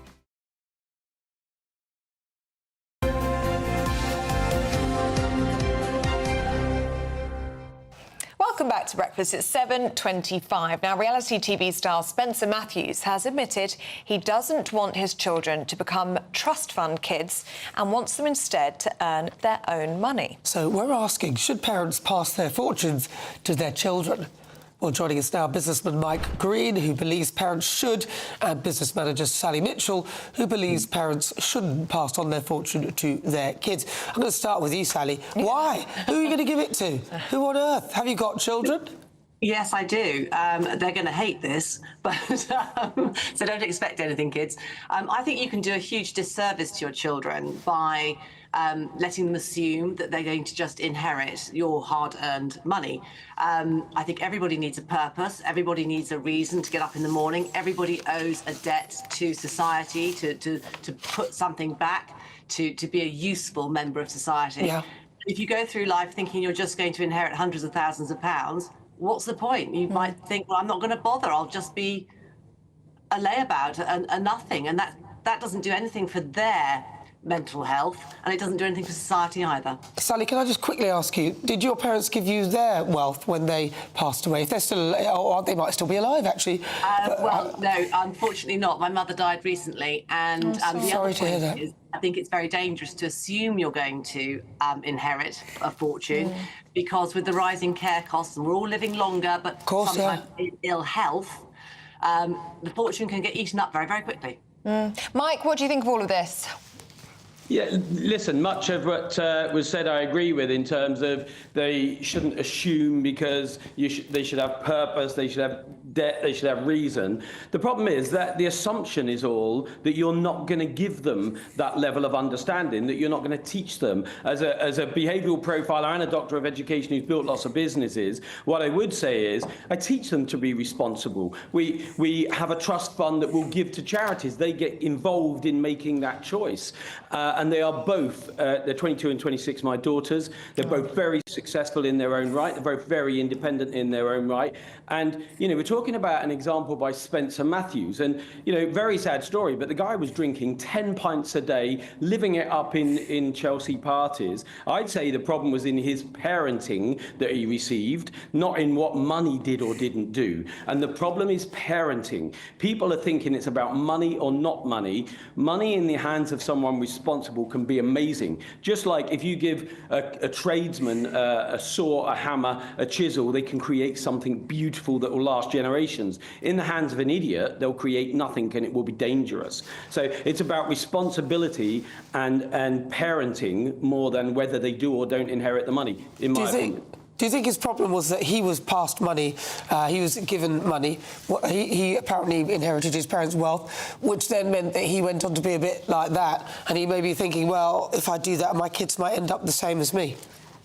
Well, I'm sure he did think that, and this is about the sort of educating people on responsibility, accountability, and how to use what they've got. I mean, I come from absolutely nothing, you know, shared a bed with two brothers till I was 11, then a bedroom till I left. I went to school because that was the only place that I got a cooked meal, and so I understand what it's like to go without, but I would much rather give my children something that's already got momentum that they can do good with. Now, in Spencer's case, broken family, he's now got kids that aren't with mum and dad, and they're shared, as the article talked about. Well, that's already not off to a good start. You know, if we can teach people about the value of parents being together, working together, having some guidelines or values that they might teach their children, I think then those children will be better adults. It's money.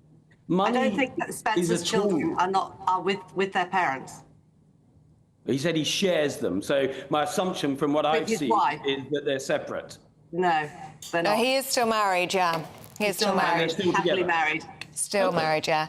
Sally, there'll be lots of parents who are watching and listening today who will say that they feel responsible for their children. They brought them into this world, in this economy. Houses are so expensive. We all know that bills are going up. They feel as though they will inevitably need to help their children to help them get on the property ladder. I think helping your children is slightly different to leaving them the fortune. I have absolutely nothing against giving them a leg up, a helping hand. I think the encouragement and the positive attitude and the education of how to be a good citizen is really, really important. And you can do all that whilst you're alive without dangling the carrot of, when I go, darling, all this will be yours. I don't think it's healthy. And the other flip side is that you can end up with, not trust fund babies who can brunch beautifully around Chelsea, but you can also breed a slightly sort of Succession-esque Troy family dynamic, which is incredibly unhealthy as well.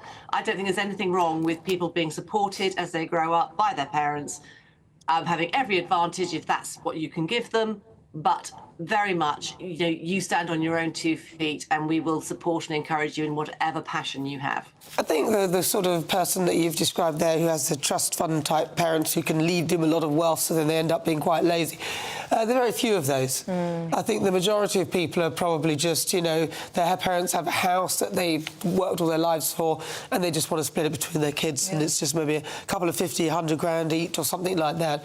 But, But that's the fortune that gets eaten up by care home costs. Well, if you're unfortunate to have to... Yeah, the government need to sort that out. I think that is wrong, but, absolutely. Hey. Mike, Sally, we're out of time with you, but thank you so much for your thoughts on that one. Let us know yours at home, gbnews.com/you'll-say. Right, coming up, Paul Coyte will be here with all the latest sports news. That is next. This is GB News Breakfast. The latest GB News travel. Good morning, I'm Russell Holding. In Perth and Kinross, the A9 is partly blocked northbound by a fallen tree at Pit Lockery. The M8 in North Lanarkshire is closed westbound at junction 7 at Euro Central for an investigation, causing delays in both directions. Train services are suspended between Stranraer and Girvan because of a signalling problem. On the M62 in West Yorkshire, the outside lane's closed westbound just after junction 23 at Huddersfield after an accident. The M60 in Greater Manchester's blocked anti-clockwise by an accident between junctions 14 and 13 from the East Lancs Road to Worsley. There are queues from junction 18 at Sinister Island.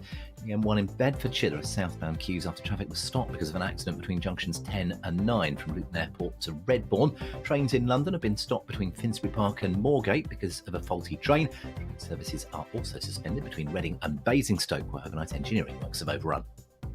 You can stay up to date throughout the day by visiting our website, gbnews.com. Good Afternoon Britain isn't just about us. The wonderful thing about this programme is it's about everyone watching. It's an interactive programme. Well, there absolutely is something to see here, and we're going to be talking about it more. Whether it's breaking royal news, Will, please bring us up to date, or indeed a particularly punchy speech in the House of Commons. Very, very curious. We bring it to you live, and then we bring you live reaction as well. That's Good Afternoon Britain, weekdays from midday. Only on GB News, the People's Channel, Britain's news channel. Join me, Camilla Tominey, for a frank and honest discussion with those in power that cuts through the spin and gets to the heart of the issues shaping our nation. You haven't confirmed that you want to stand as leader, but you haven't ruled it out either. This report basically says that he's not fit to stand trial. Is he indecisive? Incompetent? I deliver the dose of reality Westminster needs. That's the Camilla Tominey Show at 9:30 every Sunday on GB News, the People's Channel, Britain's news channel. It's Patrick Christie's Tonight, and here we do things differently. It's explaining the absolute madness of this, doesn't it? It's explosive. I mean, this is very good. It's lively. 850. Your government sat there, Sean, and it did nothing. It's controversial. And the Middle East has been in turmoil since before I was born. It's everything you need to kickstart your evening. Everyone's had their Weetabix tonight. I love to see it. That's Patrick Christie's Tonight, weeknights from 9 p.m. Only on GB News, the People's Channel, Britain's news channel. Hi, I'm Michelle Dewberry, and my show is your opportunity to cut through all the noise and dive in headfirst to some robust debates. Ideas clash. Situation, isn't it? No, because the failure is you're deliberately avoiding my point. Nothing's held back, And if you think this is the end of it, wait for more. and we do not shy away from the difficult stuff. Sometimes I want to shake people and say, if only you understood. So join me on Jubes & Co. weeknights at 6 p.m. only on GB News, Britain's news channel.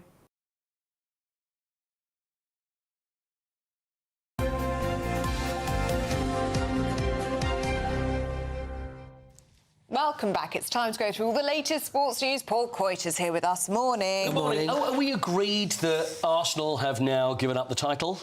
Yes. You think it's over for Arsenal and the title? I think it probably is as well. It's slipping from their It is. fingers. Slipping Is that Dawn's team as well?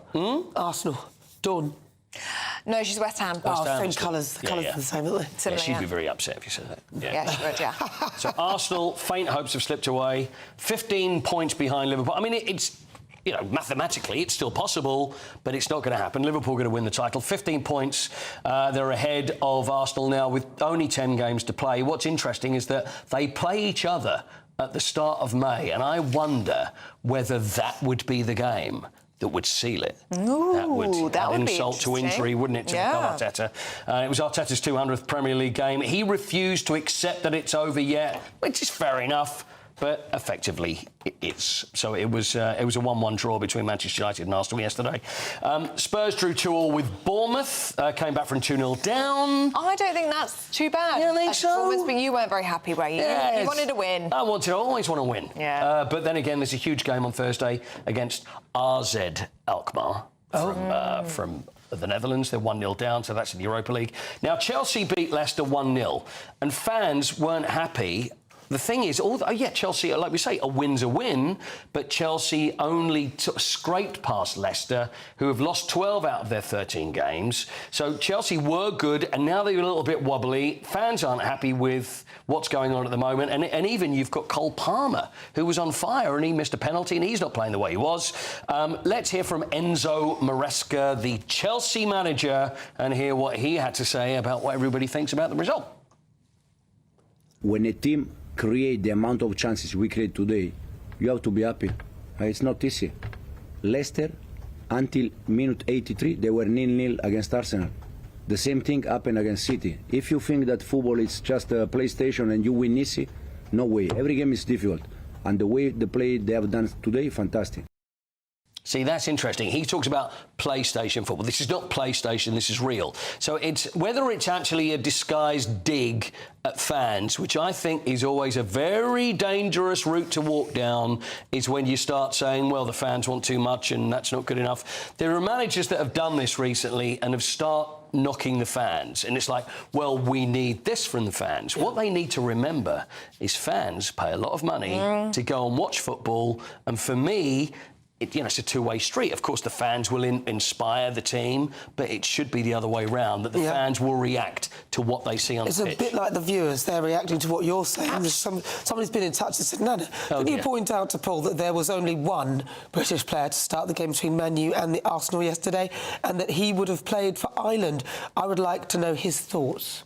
Know my thoughts about British players? Well, it's just the way it goes. It's a worldwide game, the Premier League now. It's not a matter of going, well, they've all got to be British. This happened right up to 1978, when Ozzy Ardiles and Ricardo Villa were the first foreign players to join in. Whether you like it or not, the Premier League is a worldwide game, and that's it. And it's watched all over the world. That was so. I think the fact that they're being played here, they're playing here, whether the fact there are British players or not, I think it's neither here nor there. All right, Hatter, I hope that's answered your question. There you go. Chelsea had a scrappy win. They did. That's what we just did. That's what we just... that was the scrappy Sorry, win. that was the PlayStation football. Listen, a little quick thing about the cricket. Now, India won the Champions ODI trophy, which is one-day international. Now, they actually got, although they're the best side in the world, there's no question about that, they actually got a very easy way of playing, and I'll tell you why. Because the actual championship was held in Pakistan. India refused politically to play in Pakistan. So they were allowed to play in Dubai. And where you've got teams like New Zealand, they travelled about 7,000 miles going to all these games. India stayed at the same place in Dubai. Everybody came to them. So all they had to do was walk from the hotel to the cricket pitch, play. It was the best thing probably for them, even playing in India. But anyway, India, the best team. They did win, but they did get a quite easy route, I think. Can we play a very quick birthdays? Yeah, I'll play some quick birthdays. Birthdays. Birthday game. OK, now we're all excited now. Right, the first one, we're going to go with Sepp Blatter. Sepp, there he is, the former president of FIFA. He's in court again on corruption charges. I don't know what he's doing there. He looks very surprised and happy with himself. 83. He's probably getting another load of money in his hand. I'm going to say 87. 89 is I was about to say 89. Well, you could have said 89 if you think Why didn't I 89. say He that? looks quite well, I think, for 89. He looks Do you think he looks well for 89? I think he does. I think so. He looks 89. No, clearly you don't. That was him about 10 years ago, by the way. Oh, right. Oh, no, that is him now. Right, let's go with another one. We're going to go with the darts player now. Peter, now, this is a tricky one. Peter Snakebite Wright, two-time world champion. Now, I don't know whether the Mohican ages him or makes him younger. But I how feel old like do you darts reckon Peter players are Wright really is? hard to guess. See, I've always added a bit too much. I think gonna he's go younger. 57 or 50, 57, 59, so I'll go 58. 58, OK. Oh, see, I'd say he looks into his 60s. But that's it. But he does look right, so you're telling me to go 50. All right, 56. 55. Oh! 55 That's not today. fair. You gave her clues. OK, well, I'll give you a clue. All right, Nanny, you can have a clue. Right, OK, let's go with another one. Now, Chris Sutton, these days, a pundit, won the title with Blackburn, played at Celtic as well, at Norwich, great striker. I think he's older. Very good pundit. I think he's older than he looks. Do you think he's older than he looks? I think he's 61. Do you want me to give you a clue? Give me a clue. He's not 61. Isn't he genuine? 56. OK, I'll give you a clue. Go much, much older. Oh. That's what I thought. 72. 72. Right, Ellie, go much, much I told younger. you, he looks... He's 56. 52 is the answer.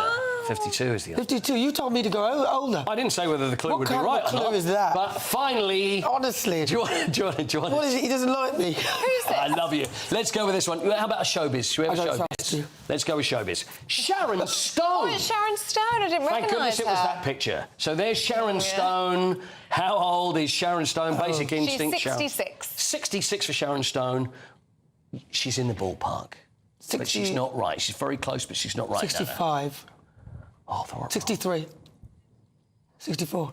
67. What are you... 70. You can't just shout. This is not bingo. Well, come on, give us a clue. You've said everything apart from the right one. 61. 67. Oh, for goodness I just said that. You said didn't say 66. that, you didn't. And then I'll change it to 67. OK, 67. So Sharon I Stone. won that. What Thanks, a game that Potty. was. That was fun. Thank you. Thanks, Potty. See you later. Still to come, do stay with us. We'll be going through the papers with Suzanne Evans and David Wooding. But first, here's your travel weather.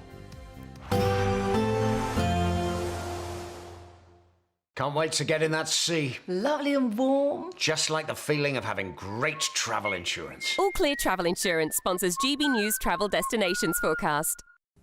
Hello. Well, it's actually rather unsettled across much of Europe with heavy rain and thunderstorm. This is all to do with an area of low pressure, so bringing spells of rain and some heavy and frequent downpours across much of Spain and into Italy. The best of the sunshine will be towards the far, far east across parts of Greece. Temperatures here not doing too bad at around 18 or 19 degrees. And we hold on to some heavy showers through the week as well. Temperatures up to 20 degrees. All Clear Travel Insurance sponsors GB News Travel Destinations Forecast.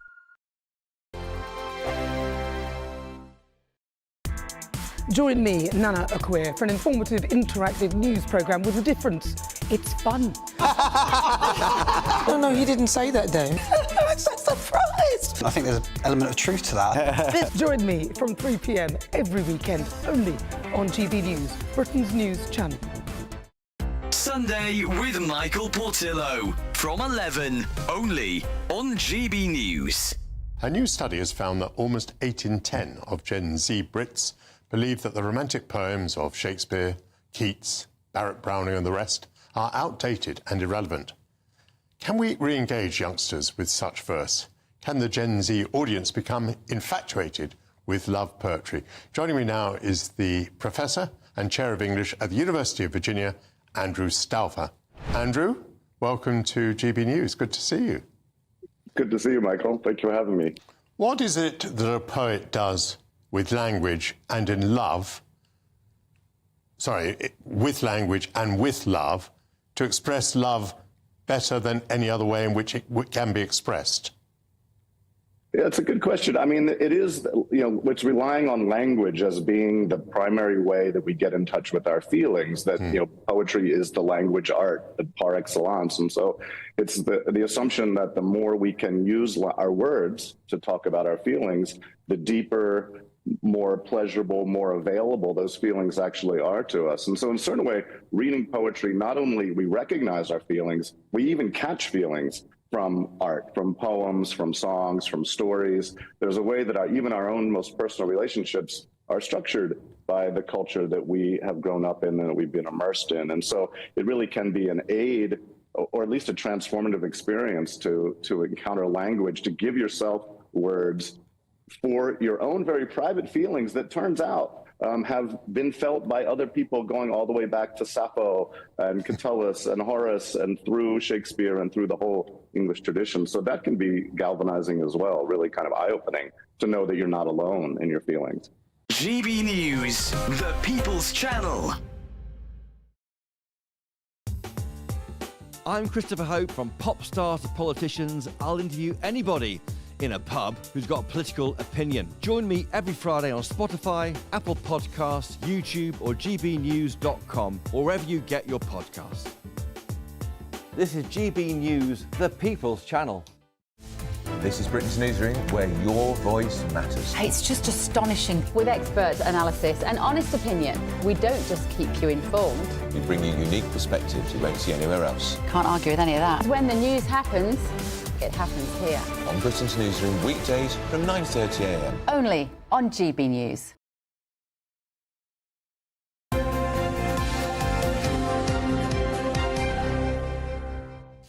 Welcome back to Breakfast. It's 7:46. We're going through the papers this morning in the company of the former editor of the Sunday Express, David Wooding, and political consultant Suzanne Evans. Morning, you two. Morning. And David, you've got a story here about lab-grown food. Yes, this is on the BBC website. Brave New World in food production. Meat, dairy and sugar will soon be available for consumption and purchase, being grown in labs. Oh, for goodness I don't know how I feel about this. I don't think so. How are they going to do that? Does it say? Apparently what they do, and I'm no expert on this, but they get the cells from the meat and then they scientifically create, inside a laboratory, meat which comes not from an animal, but it's meat as we know it. I suppose vegans will be able to eat this, but it's still, would they be able to? Well, it's still officially meat because it would still officially come from the cells of an animal. However, we'll see what the farmers think about all this as well. Well, maybe they'll be the ones growing it. I think the farmers it's going to be grown in a lab in a petri dish basically, and this is why it's been banned in places like Florida and parts of Italy, for example, because people are saying it's not natural. Well, it's not.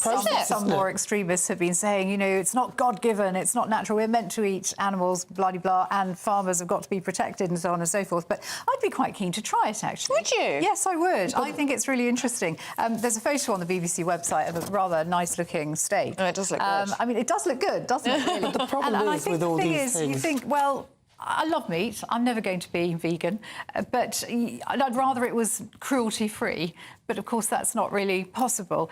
But I think it will appeal to those people who really like meat, but don't like the way in which particularly intensive farming is operated. It's really nasty, really cruel.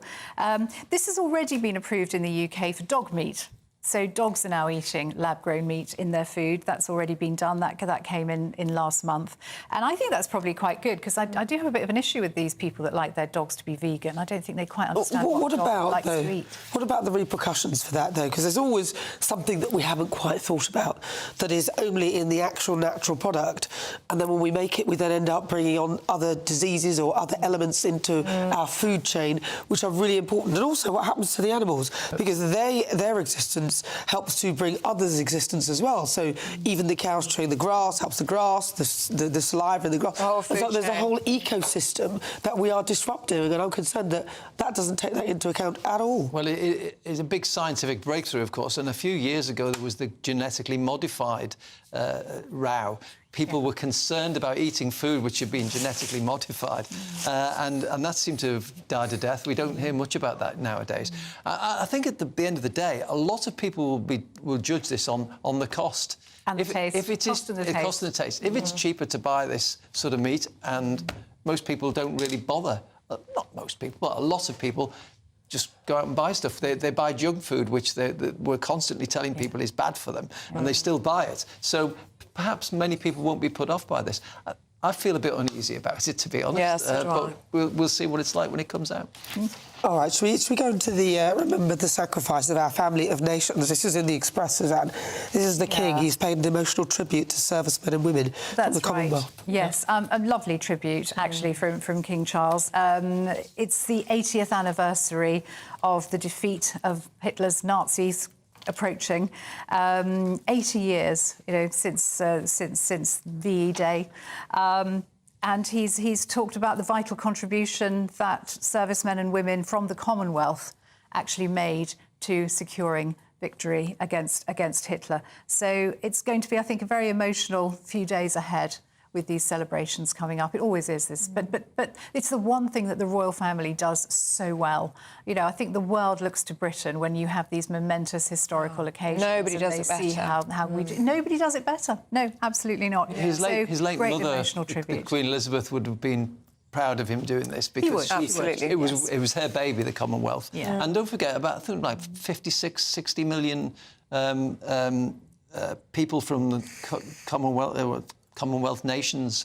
I think it was 56 Commonwealth nations provided about 1.5 million people to fight in the war. There's another thing in the Times actually about Charles. He's on an Apple programme which went out this morning. Yes, 17 songs from Commonwealth singers. The King's Music Room. Absolutely, it's called, yeah. And it ranges from Beyoncé to Michael Bublé from Canada and the New Zealand soprano Dame Kiri Tikano. Oh, lovely. Yeah. Bob Marley in there as well. His first wedding, of course. It's lovely. Absolutely. What did you make of his message? I don't know if you've seen the Commonwealth message. I don't know whether it's a loaded comment, but he talks about the disrupted harmony of our entire planet. Do you think that's very delicate diplomacy there, Suzanne, in this time well, of this is King Charles, isn't it? Since as long as I can remember, he's been an advocate for the planet. Famously, I remember as a child, we were all fascinated by the fact that he talked to his plants to make them grow. Yes. I'll never forget that story. I thought that really was very interesting when I was a young girl. It's what he does. He's never going to change his mind on that. It's what he does. David, let's have a talk about tags, shall we, on foreign nationals. Yes, well, the Home Secretary, Yvette Cooper, is going to bring in some new rules so that dangerous foreign nationals who use the human rights laws to avoid being deported are going to be tagged just like suspected terrorists. The idea is to protect the public from them. How about sending them back? Well, yes. I'm just wondering. Don't worry. Well, what we'll do is we'll pop a tag on. You can stay, but as long as we know where you are. Right. Sounds ridiculous. Well, of course, the problem is they can't send them back because the ECHR stops it. So I just ignore the ECHR. Period. She's going to stick tags on them. Yeah. Of course, I wonder whether the human rights lawyers will get involved in that even, because does a human being who's done nothing wrong, is just a suspect, that's true, should that person be tagged? And so I'm sure the lawyers will love this one. There'll be legal challenges for that, for sure. Well, that was going to be exactly my point. This is ridiculous, really. The issue is not the tagging, it's the human rights lawyers who are interpreting the rules in such a way that you can never get a dangerous criminal out of the country. And that's what Yvette Cooper should be focusing on, not tagging. This is complete nonsense. This is just a political PR. Oh, we really are doing something about this, and not thinking it through. Because most people, I think, will take exactly your view, Nana. Just deport them, get them out. If they want to appeal against that, then they can do it from abroad. Do it from abroad. And also, for Britain's expense. I think also these people know how to take the tags off as well, so it's a bit silly. They need to go further than just tackling the human rights lawyers. It's the whole judicial system. Because it doesn't happen in Germany and other countries. They have the same human rights laws, just that our lawyers, through case law, have brought in these rules through the back door, which are now They're basically usurping Parliament. Yeah. That's the answer to this, is to deal with that issue. Absolutely. Well, and we're all paying for that, by the way, all the appeals and all that kind of thing as well, which I think is absolutely shocking. I can't get them to pay for any legal thing I want to fight, so why should somebody who's come here, usually on a dinghy, be able to do that? I think it's just ridiculous. Yeah, and we had those series of decisions, didn't we? That's been in the Telegraph the past few weeks. People not wanting to be deported because they don't like the chicken nuggets, foreign chicken nuggets. Yeah, it's just anyway, let us know what you think on that. that one, gbnews.com/you'll say. David, Suzanne, thank you very much for your time. We'll see you in the next hour. Let's get a check on the weather now, shall we, with Catherine Chalk.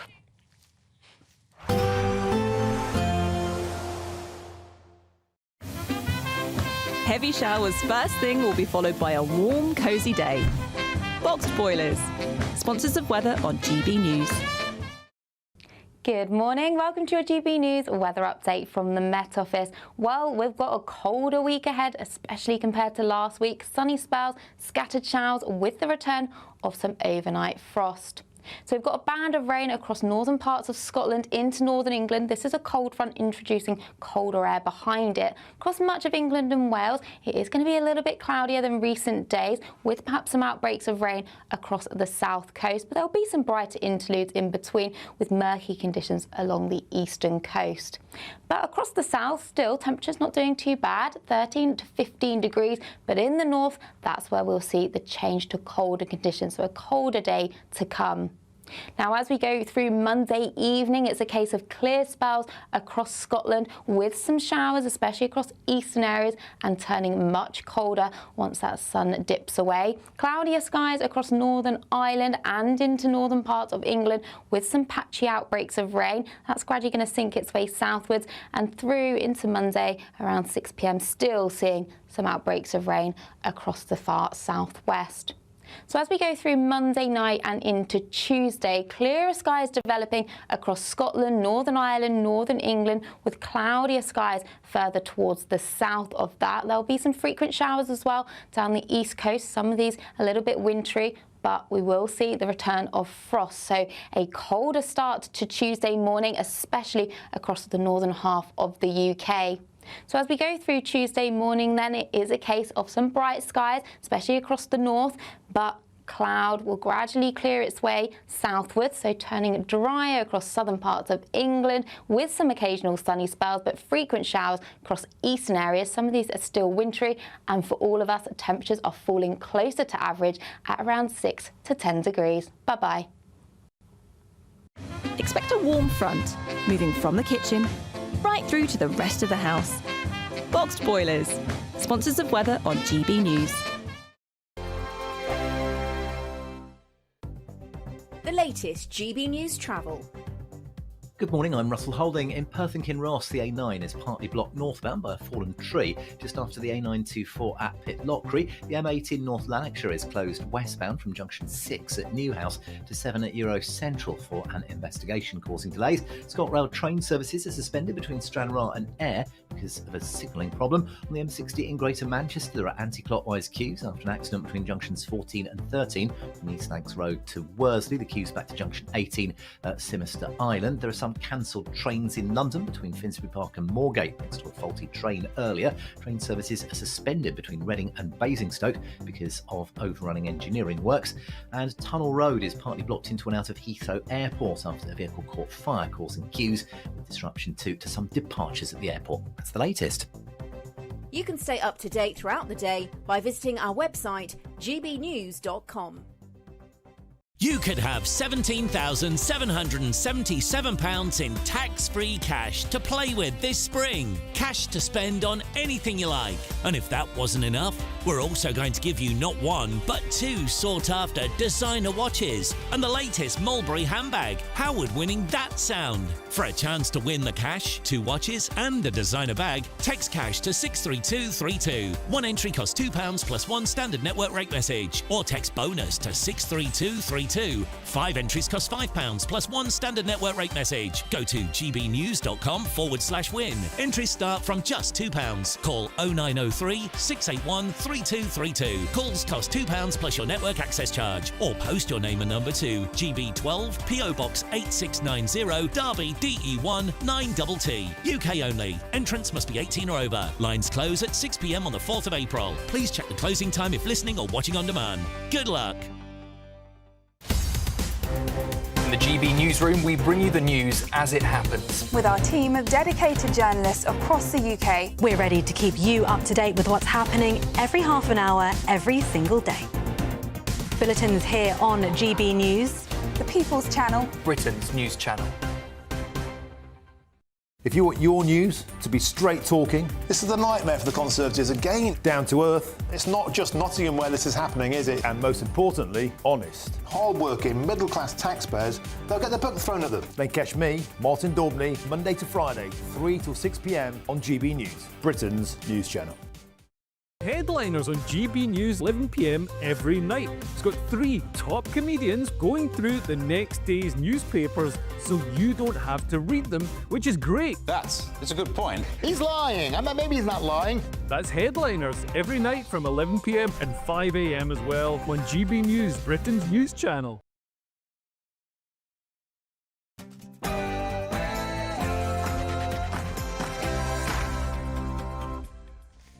Good morning. Donald Trump claims Ukraine may not survive the war. Ukraine may not survive?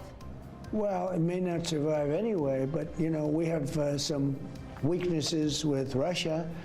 You know, it takes two. It comes as the White House puts pressures on President Zelensky to give up territory seized by Russia. All of this as the Ukrainian leader heads to Saudi Arabia to begin peace talks with US negotiators.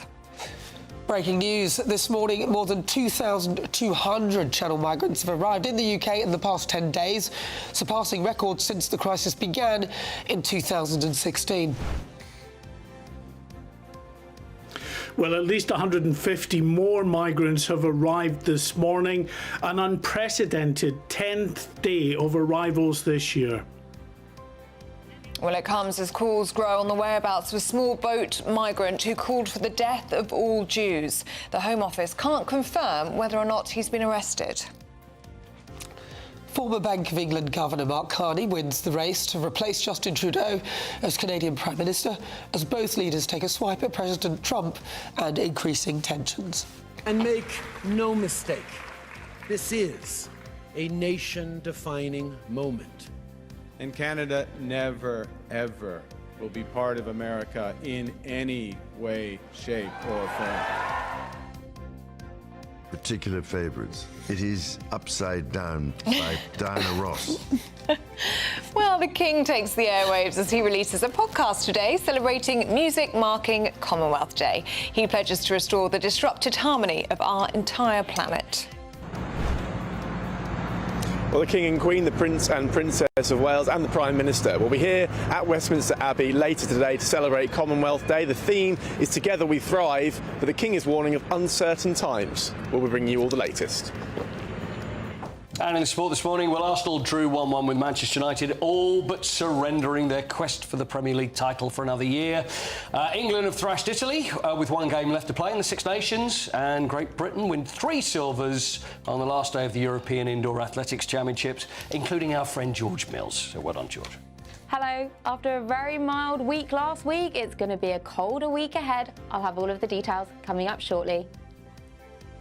It's just gone 8 o'clock. I'm Ellie Costello. And I'm Nana Akwe. And this is GB News Breakfast.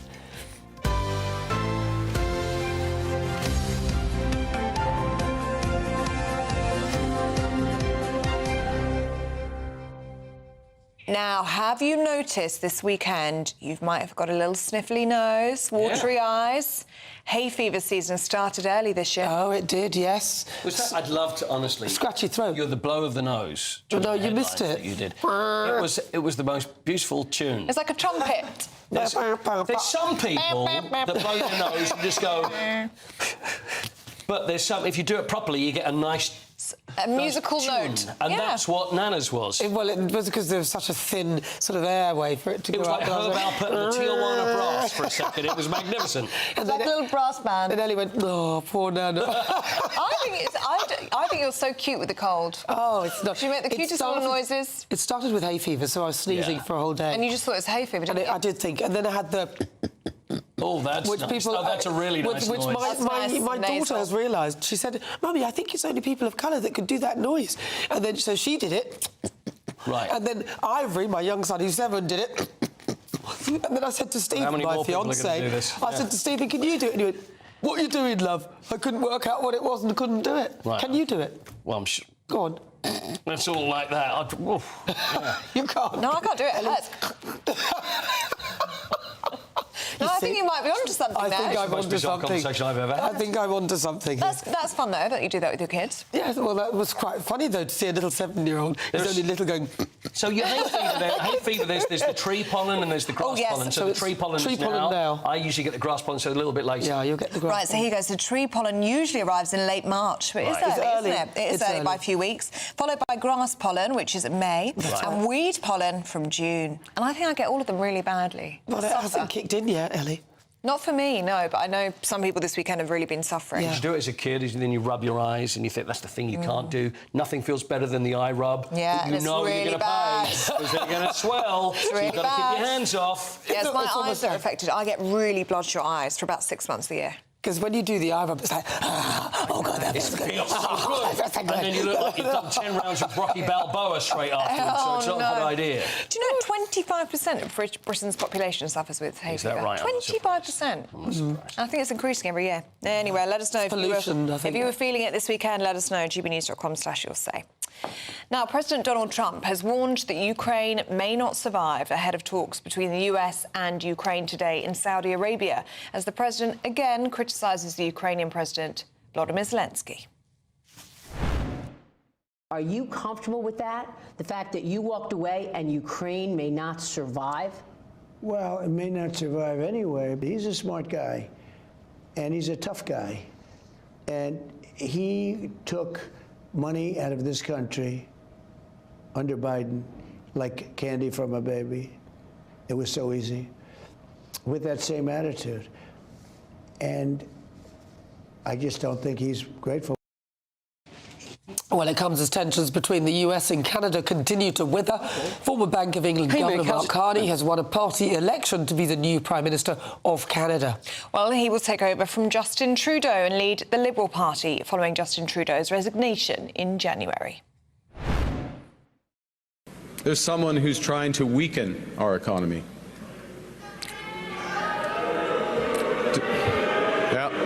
Donald Trump. Donald Trump. And Donald Trump, as we know, has put, as the Prime Minister just said, unjustified tariffs on what we build, on what we sell, on how we make a living. The Canadian government has rightly retaliated and is rightly retaliating with our own tariffs that will have maximum impact. And Canada never, ever will be part of America in any way, shape, or form. We didn't ask for this fight. We didn't ask for this fight. Canada will win. The thoughts of the former advisor to Boris Johnson, Oscar Redrop, who joins us in the studio. Oscar, he's behaving as though he has an entitlement to have decent tariffs with America. Isn't it America's decision? They can do what they want. What's the problem? Well, it's a huge part of why I think an American first president was voted with the mandate, the huge mandate that he has. It was always on the cards from America's perspective and certainly Trump's perspective. But what's interesting here is it's actually really acted as what people in like the political kind of campaigning world would call a wedge issue that has really allowed the Liberal Party in Canada to completely slingshot ahead of the Conservatives, who are way out in front. And it's going to be, it's a real clash of personalities, potentially. It's a real clash of styles. You know, Carney was someone who was relatively divisive, actually, in the end here, when he was at the Bank of England. And there's a lot of tough talk to a home crowd there. I think, however, when reality strikes, I think Trump's kind of fight and drive to put America first, as I say, when it comes to tariffs and trade, is going to really test someone like Carney, who may, in the political world, you know, in that sole political world, won't have come into contact with someone as kind of brutal and efficient as Trump. Well, Trump has got tough words of his own, but for Volodymyr Zelensky, talking to US press this week at a sit-down interview, saying that Ukraine may not survive the war. Do you think we should take him seriously with this, or do you think this is just him overplaying his hand, trying to put pressure on Volodymyr Zelensky to give up? It's so hard. I only smile, not because it's, you know, amusing, but it's just so hard to tell sometimes. Yeah. And Trump's a really... sometimes he looks like he's getting something right and he ends up getting it wrong. but more often than not, he looks like he's getting something wrong and he ends up getting it right. And we just have to be hopeful that that's the case of this. I have to say, though, apart from Friday, where he talked quite tough on increasing sanctions on Russia, it's, you know, at what point is, you know, like every day you wake up and it's just battering Zelensky over the head once again. It's talking tough on Ukraine once again. And it, you know, as someone who I genuinely believe like there is only one moral side to be on with this conflict, it can be quite hard and depressing to hear Trump talk the way he does. I wonder how Trump is going to get Russia to the table, though, because currently, with no intelligence from the US and with no US military aid, Russia is going to win this war. They're already intensifying their attacks. What is the incentive for them to come to the table now? Well, there isn't really one. And unless, and this is being the ultimately generous view here, is that Trump is trying to smoke Putin out of his hole. Because, you know, whatever you think, as it stands, you know, particularly, and Trump would say when Biden was president, you know, what incentive did Putin have to come to the table? Because he's talking so tough on Ukraine, Putin might start to think, well, I can trust this guy, you know, maybe there's something that can be done. And the incentive that there is, Ellie, is that, and this is why it's so frustrating, because we are at the 11th hour, like, Russia has been basically a pariah state now for 3 years, and their economy is really, really suffering. And that's why Putin, that is the fuel that could get Putin around the table. You know, like, that country is suffering. They've been on a wartime, you know, footing economy now for 3 years, sanctions increasing, pariah state, as I said. You know, there is a way of getting Putin to the table, but I just find it, frankly, really depressing hearing, you know, the leader of the free world. You know, I mean, whatever you think. He's just looking at it realistically. We have not supplied Ukraine with enough weapons to actually win the war. So all we're doing is perpetuating the inevitable, and it will happen sooner or later. So at the end of the day, make it sooner, make it stop, and that's what he's doing. And nobody else seems to be doing that. All they are talking about are more weapons, more money, more arms, more death. I would say stop the war now, as quickly as possible, and get on with living. Yeah, I mean, look, just lastly on that, there has to be an end point to this, ultimately. But the goalposts are shifting quite often with Trump at the moment, which is an odd one to kind of back, because, first of all, it's critical minerals deal, and then it's, well, actually territory, and it just keeps shifting and shifting. Well, so the next few days and weeks... We've got to leave it there. Thank you very much. He's a former advisor to Boris Johnson. Thank you. Now, breaking news this morning. At least 150 migrants have crossed the Channel illegally this morning. It's an unprecedented 10th day of small boat crossings. So it takes the total who have crossed since the 1st of March to more than 2,200. Well, a third small boat is currently in the Channel and making steady progress towards British waters. Well, joining us now, GB News Home and Security Editor Mark White. Mark, what can you tell us? Well, this has clearly plunged the government's border security policy into even deeper crisis. 10 straight days is unprecedented at this time of the year when, of course, we get bad weather in the Channel. And weather conditions haven't been brilliant. OK, they've been just about passable on most days. But again, today, it's very difficult going out there in the Channel. But despite that, in the early hours this morning, about 1 a.m. first of all, and then again at 5 a.m, 2 small boats crossed with around 120 migrants on board. And as we speak, that third small boat that was spotted a little earlier this morning is about 15 minutes from reaching UK waters. And once it does, the inevitable happens. A Border Force vessel will be waiting to pick those up on that boat and take them to Dover Harbour. Keir Starmer, we know, has made a central plank of his border policy smashing the gangs, a law and order approach to try to dismantle those criminal networks that are pushing these boats out in ever greater numbers. And while it would have been unfair, of course, to criticise the new government just 2 or 3 or 4 months in to office, the fact is we are over 8 months into this new Labour government with this policy. Not only has it not slowed down the numbers crossing, we are seeing unprecedented numbers at this time of the year, crossing the channel now, well over 4,000 and at least 20% up on where we were at this point last year. And Mark, in those over 2,000 people is Abu Wadi. It's this Palestinian man who's alleged to have extremist links. Lots of public interest in his case, lots of concern about it as well. But the Home Office isn't commenting. What do we know about him? Well, there's a great deal of concern, understandably, about this, but the truth is he's not the only extremist or alleged extremist on these boats coming across the channel.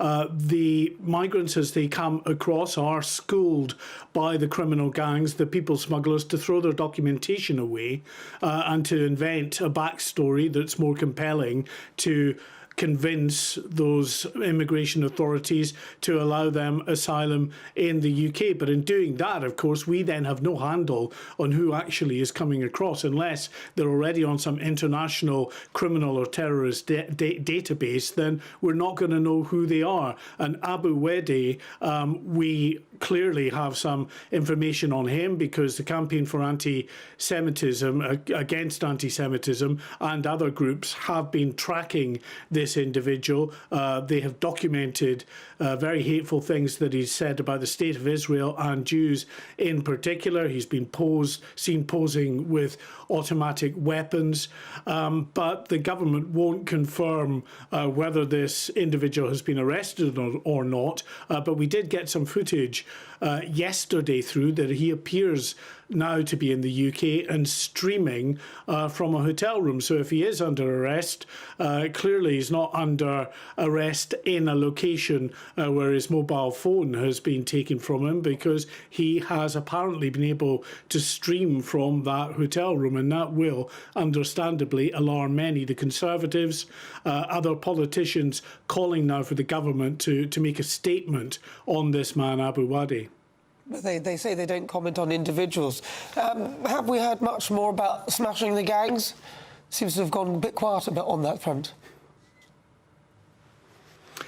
Well, that's the government's main policy, is smashing the gangs. It's a law and order only approach, because you'll remember on his first day in office, Sir Keir Starmer scrapped the previous deterrent scheme that the Conservatives had, the Rwanda policy, calling it a gimmick. Well, you could argue it was a gimmick because it never got off the ground, because it was bogged down in legal challenges for years. But they had got through, the Conservatives, the last of the legal challenges, and they were within weeks of getting the first planes off the ground. But we'll never know if that deterrent policy would have worked. But those maritime security experts that I speak to, and speak to them regularly, and indeed the new head of the government's Border Security Command has himself said a deterrent policy is probably required alongside the law and order approach to ensure that it is more effective. But so far, no indications the government is looking at anything other than simply law enforcement. OK. Mark White, thank you very much. All right, well, GB News has contacted the Home Office for comment, and this is what they had to say in a statement. We are committed to ending small boat crossings which undermine our border security and restoring order to the asylum system to ensure that the rules are respected and enforced. While it is a long-standing rule that we never comment on individual cases or operational matters, the British public can be reassured that we take all steps necessary at all times to protect the nation's security. Well, we shall see what happens with that. I mean, and more people arriving here illegally via dinghy, 150. The total is now over 2,000, 2,200. We've lost Abu Wadi, who is currently streaming things live from a hotel near you that we're paying for. They don't know which one, they don't know where he is. I mean, it's just farcical, absolutely farcical. The government really needs to be held to account for this one, and they cannot blame the Conservative Party for this one. It's been almost 8 months in power, and this is what we've got. Well, we are speaking to the government just after 9 o'clock, so we can put that to to them. Now, 18 minutes past 8, King Charles will today celebrate the Commonwealth's power to unite nations in friendship. It's during his annual Commonwealth Day address at Westminster Abbey. So today, the King has teamed up with Apple Music. He's celebrating the Commonwealth Day. Here's a taste of what you can expect. Throughout my life, music has meant a great deal to me. It has that remarkable ability to bring happy memories. Well, let's get more now from our reporter Adam Cherry, who joins us live from Westminster Abbey. And this is a cause really close to the King's heart, Adam. Good morning, guys. Yeah, I'm standing outside Westminster Abbey. The Commonwealth Day ceremony begins later today. Of course, the King and Queen will be here alongside the Prince and Princess of Wales and other senior royals and the Prime Minister. The King is going to say that despite uncertain times ahead, while it is all too easy to believe that our differences are problems instead of a source of strength and an opportunity for learning, the Commonwealth's remarkable collection of nations and peoples come together in the spirit of support and, crucially, friendship. The theme is Together We Thrive, 56 Commonwealth nations, the enduring spirit of those. Of course, it comes as well at the time that Donald Trump is expected to arrive here in a few months for a state visit. You saw that prop handed to the President of the United States in the Oval Office, signed personally from the King. I think the White House, they've said off the record that they're going to be watching this carefully to see what the King says. And of course, that word uncertain times. I think it's very important. It's going to be very important for the King to project a sense of unity here today. But we'll see everything once it kicks off later today, just after lunchtime. Very much, Adam Cherry. Really good to talk to you. That is Adam Cherry. He's there in Westminster. Of course, it's Commonwealth Day. Right, shall we get your latest weather with Catherine Chalk?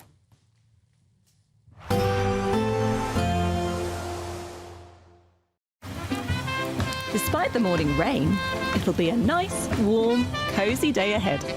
Boxed heat pumps, sponsors of weather on GB News. Good morning. Welcome to your GB News weather update from the Met Office. Well, we've got a colder week ahead, especially compared to last week. Sunny spells, scattered showers with the return of some overnight frost.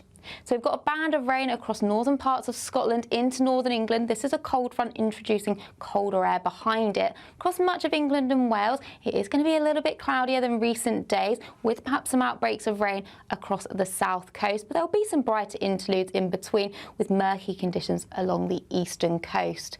But across the south, still, temperatures not doing too bad, 13 to 15 degrees. But in the north, that's where we'll see the change to colder conditions, so a colder day to come. Now, as we go through Monday evening, it's a case of clear spells across Scotland with some showers, especially across eastern areas, and turning much colder once that sun dips away. Cloudier skies across Northern Ireland and into northern parts of England with some patchy outbreaks of rain. That's gradually going to sink its way southwards and through into Monday around 6 p.m, still seeing some outbreaks of rain across the far southwest. So as we go through Monday night and into Tuesday, clearer skies developing across Scotland, Northern Ireland, Northern England, with cloudier skies further towards the south of that. There'll be some frequent showers as well down the east coast, some of these a little bit wintry, but we will see the return of frost. So a colder start to Tuesday morning, especially across the northern half of the UK. So as we go through Tuesday morning, then it is a case of some bright skies, especially across the north, but cloud will gradually clear its way southwards, so turning drier across southern parts of England with some occasional sunny spells, but frequent showers across eastern areas. Some of these are still wintry, and for all of us, temperatures are falling closer to average at around 6 to 10 degrees. Bye-bye. There will be a light breeze in the morning, leading to a warm front. Boxed heat pumps, sponsors of weather on GB News. Welcome back. You're watching GB News Breakfast with Nana and Ellie. Now, we want to make your spring spectacular in our latest Great British giveaway, with your chance to win £17,777 in tax-free cash. But that's not all. No. You can also win not one, but 2 designer watches and a designer bag. So do you want to look and feel the part this spring? If you do, here are all of the details that you need.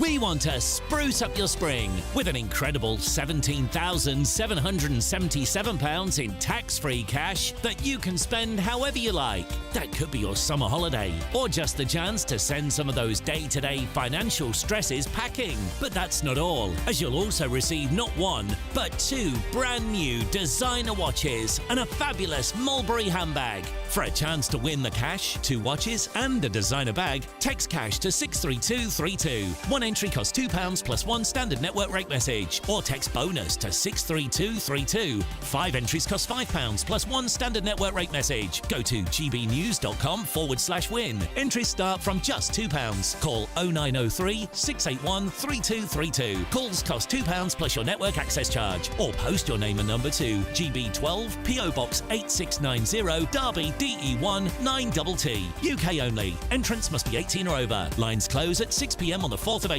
Please check the closing time if listening or watching on demand. Good luck.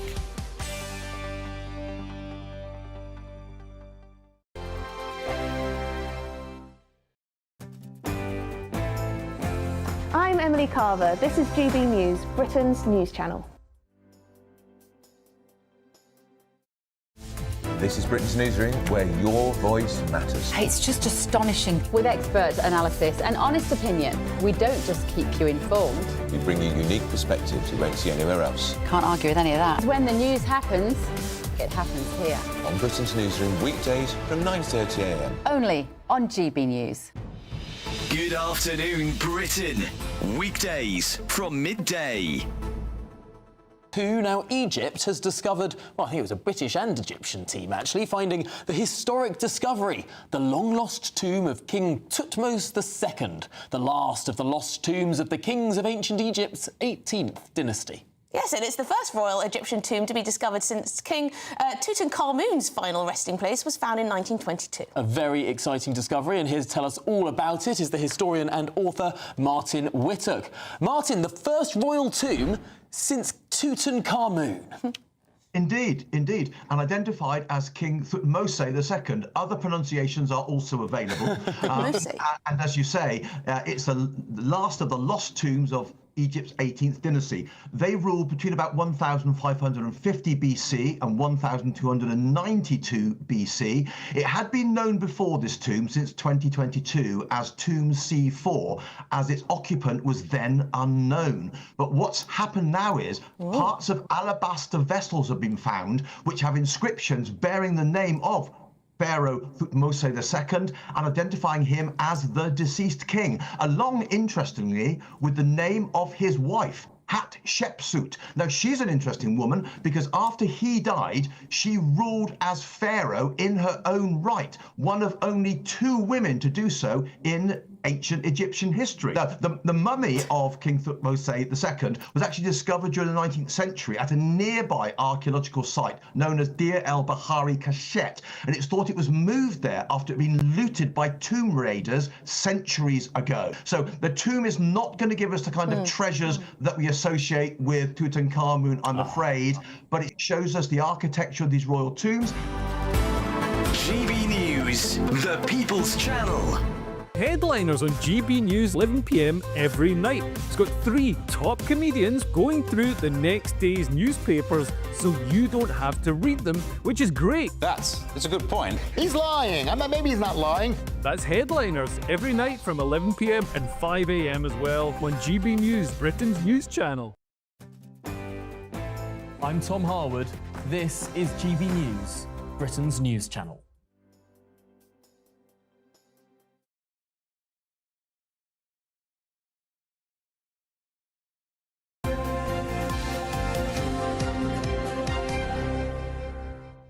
Welcome back to breakfast. It's 8:27. We're going through the sports now with Paul Coyte. Morning. Good morning. Good morning. And you're a happy man, but not for the reasons you might think.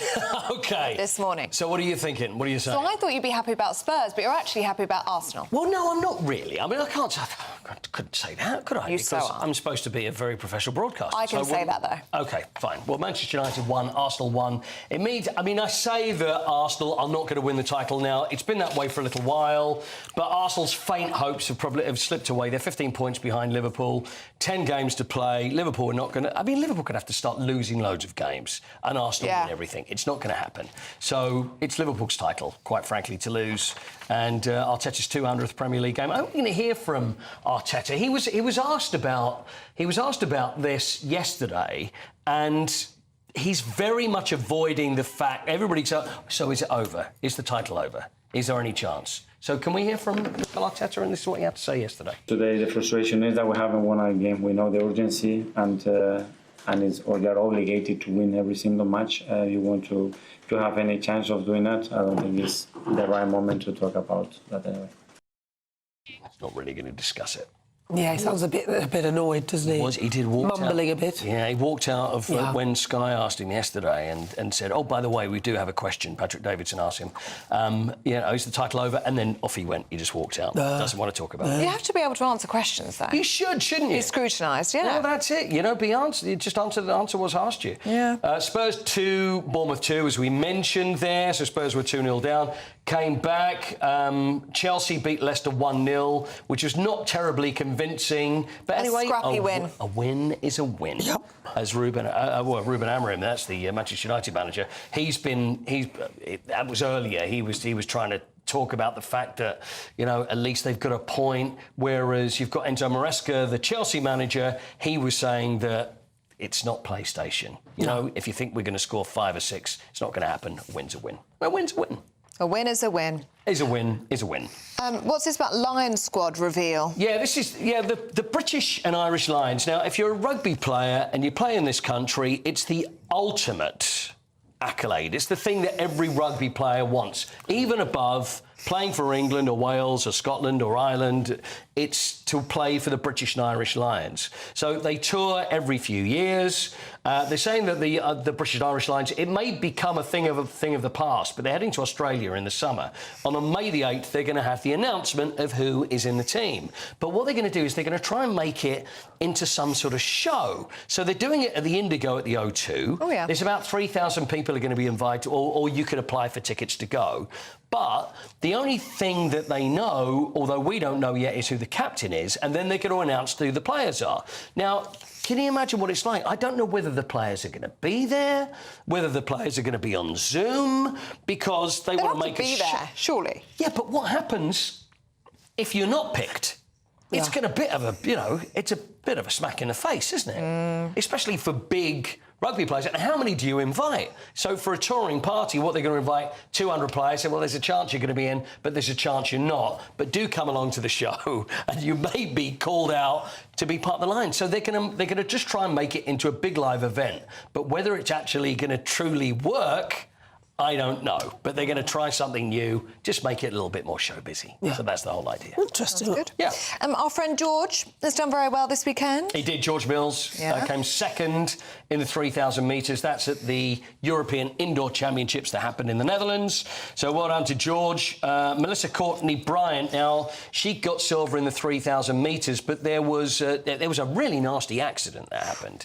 Now, I'll tell you about this. This involves the Dutch athlete Maureen Koster. Yeah. Now, Maureen, who is a top runner, she was... Now, I don't know whether we can show what happened with the accident. Well, there she is, lying there on the track. She was actually knocked out cold. So she was running in the middle of 2 British athletes. And the thing is, firstly, with middle distance running, there's always elbows. It's a little bit of argy-bargy. Yeah. You'd like that, that'd be your race. Yeah. And especially indoors, which then you've only got a 200-metre track, it's even more. So there's loads of athletes, they're all vying for position. So Maureen Koster, she got knocked over, she fell on the track, she knocked her head on the track, she was knocked out cold. Ooh. So instead of stopping the race, while the rest of the runners are running round, that's so unfair. they actually had to physically drag her off the track and then you see there's like feet hanging. It's like unbelievable. It's like they pull her off the tractor. Like a little bit of chicken. They pulled her. It was very bizarre. So the other athletes having to run around and sort of see what's going on. She's all right, thank goodness, but she's had to go to hospital, as you would imagine. Did they use VAR to see what actually happened? Well, it has been seen. What about those who elbowed her? I don't think it was one of these things where it was like but that. You can but do it was just a bit. Argy-bargy. You can do that. It was argy-bargy is what it was. All right, Paul Coit, thank you very much. Still to come, President Zelensky heads to Saudi Arabia for peace talks. We'll be speaking to the Ukrainian MP, Kira Ruddock. That's on the way. This is GB News Breakfast. The latest GB News travel. Good morning, I'm Russell Holding. In Perth and Kinross, the A9 is partly blocked northbound by a fallen tree. Just after the A924 at Pit Lockery, train services are suspended between Stranraer and Ayr because of a signalling problem. In Tyne and Wear, the A19 is partly blocked southbound by a breakdown in the Tyne Tunnel, causing queues. The M69 in Leicestershire is closed each way between Junction 1, the A5 Hinckley and Nuneaton turn, and the M1 near Leicester for an investigation causing delays. Train services are suspended between Reading and Basingstoke, where overnight engineering works have overrun. On the M26 in Kent, it's taking around half an hour in westbound queues approaching the M25 because of roadworks, and the M271 in Hampshire is partly blocked northbound by an accident between Junction 1 near Southampton and the M27, causing queues. And that's the latest. You can stay up to date throughout the day by visiting our website, gbnews.com. The royal family is an enduring symbol of tradition, unity and pride for Britain. At GB News, we celebrate what makes this country great. In our new royal newsletter series, you can join me, Cameron Walker, for Inside the Palace, an exclusive look every week that takes you beyond the gates and brings you the very latest from those at the heart of the monarchy. Never miss a royal moment again. Sign up now. Go to gbnews.com/royal newsletter and get the latest straight to your inbox.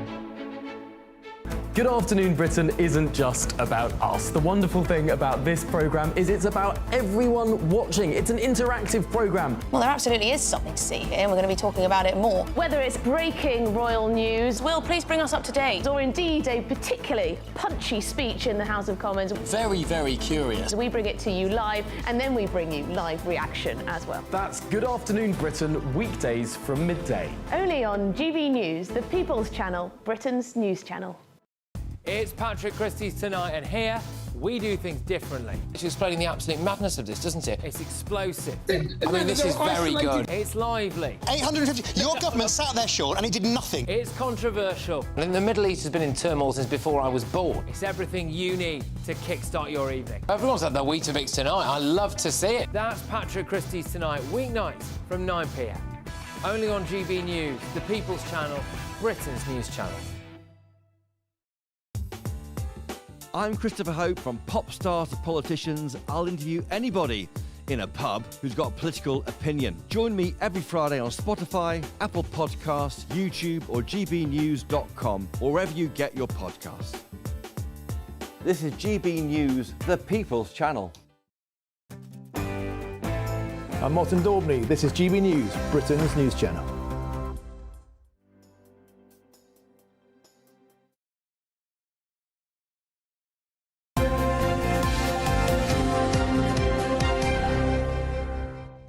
Welcome back to Breakfast. It's 8:36. Now, US and Ukrainian negotiators will hold talks in Saudi Arabia today to discuss how to end the Russia-Ukraine war. Ukraine's President Zelensky has stated that he won't be attending the talks, but has insisted his country is fully committed to peace talks. Well, it follows comments made by President Trump overnight in a TV interview where he suggested that Ukraine may not survive even if American support continued. Let's talk to Ukrainian politician Kira Ruddock. Kira, thank you very much for joining us this morning. Kira, how do you feel about what's been going on, and how do you feel how Zelensky has been treated by the US administration? Good morning, and thank you so much for having me. Good morning. Well, I think what the United States administration is doing is very clear. They are putting the pressure on us, Ukraine, which is the victim of this conflict, and hoping that that would give them an ability to negotiate with Russia, who is clearly the aggressor. But I need to tell one thing, we are not the problem. Look, if we stop fighting, Russia will just take over all our country, and that's it. We will fail. There will be no Ukraine. If Russia stops fighting, there will be clearly no war. So, of course, we feel that it is very unfair that Ukraine is the country under the pressure, though we didn't hear any single fact to support Donald Trump's statement that he can negotiate with Russia and that he can bring them to peace to stop attacking us. The attacks continue every single day at night at the battlefield on our peaceful cities. Like even this night, there was again a missile attack on Kiev. So we are very concerned about where it would land, because right now Ukraine is being brought to this table of negotiations, but we still haven't heard any clear understanding of like, okay, but how do we make sure that Russia will keep their part of the bargain, and how do we make sure that they would not attack us again? What is being asked of Russia in this? Because we keep hearing about demands made of Ukraine, first the minerals deal, and now it's giving up land, and Trump was talking last night about holding elections. But really, what is in the Russian interest to come to the table and discuss peace? Because, as you say, their attacks are intensifying already because Ukraine has had intelligence pulled and had US aid removed. Well, that's unclear. We have been asking from our side many times, like, why would anyone think that Russia wants to end the war? And the answer you heard in the Oval Office when there was this spat between President Trump and President Zelensky, when President Trump said, well, I know Putin, I know Russia, he will listen to me. But I'm sorry, this is not good enough for our country as the security guarantees. So as a sign of a goodwill, Ukraine, of course, will be participating in negotiations with the United States to show that we are really willing to get peace, but we haven't seen any comprehensive plan on how is it going to happen. Welcome the idea of British troops on the ground in Ukraine. You see, we never asked for anyone's troop on the ground, right? We say, if you arm us enough, we'll be able to protect ourselves. So these talks about troops on the ground were the results of saying, okay, well, how would one ensure the security of any kind of the peace deal? But what I am concerned about is that the front line is more than 1,000 kilometers long, and we will have to have like an enormous amount of troops to put over this front line, then to secure it. And it's still unclear, first, how it will work, and second, of course, the cost of all of this.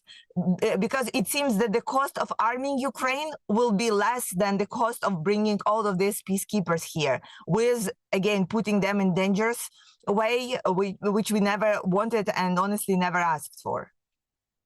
Out of time with you, but I did just want to ask how it makes you feel when you hear President Trump say that Ukraine may not survive as a country.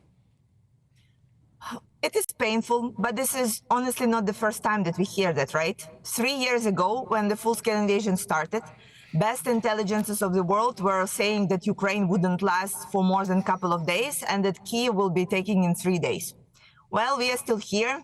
We are still fighting because we are not alone, and we are in a better position than we were in 2022 because we have our allies behind us. And even if the United States are changing their position, we know that Britain is not and Europeans are not. All right, Kira Reddick, thank you very much. She's a Ukrainian MP. Thank you very much. Thank you. Thank you. Well, do stay with us. Still to come, we'll be going through the papers with Suzanne Evans and David Wooding. But first, here's your travel weather.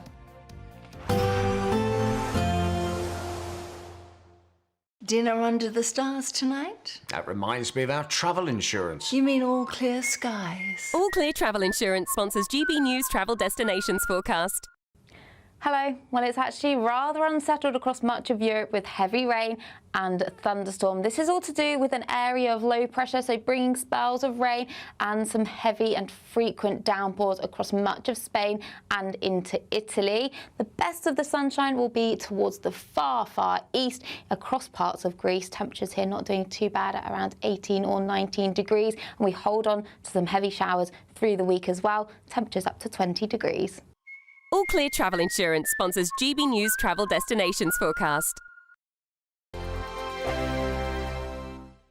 Hello everyone, Patrick Christie's here with an exclusive opportunity just for you, our incredible GB News viewers.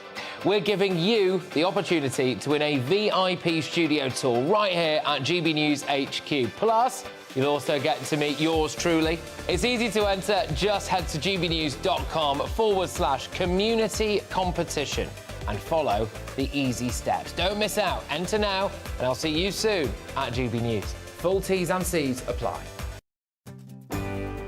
I'm Michelle Dewberry, and this is GB News, the People's Channel, Britain's news channel. Patrick Christie's Tonight, weekdays from 9 p.m. Well, let's talk about something that has really divided opinion now. So this is King Charles gearing up for a religious festival, not Easter, Ramadan, packing dates for Muslims, observing a month of fasting. Here's the clip. Okay. Sorry, I didn't realize the king would be so fast. You are packing dates faster than I can see them. What do you make of that, Charlie?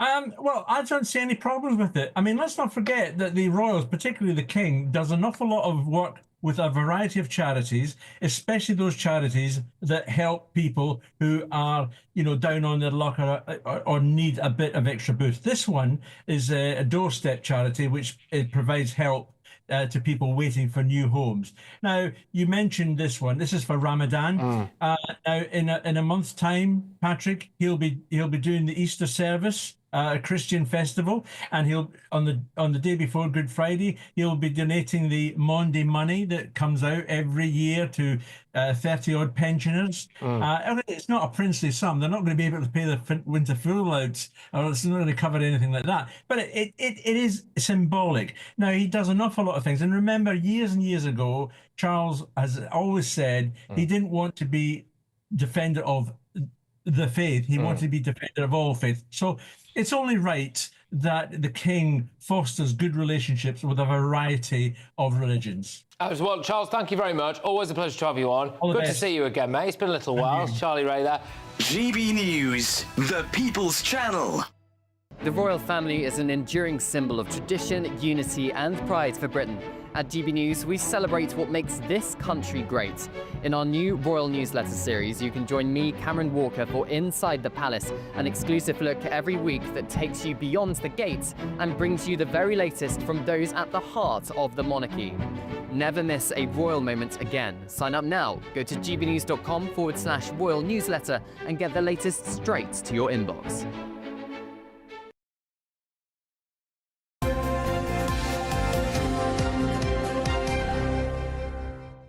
Welcome back. We're going through the papers in the company of the former editor of the Sunday Express, David Wooding, and political consultant Suzanne Evans. Morning, you two.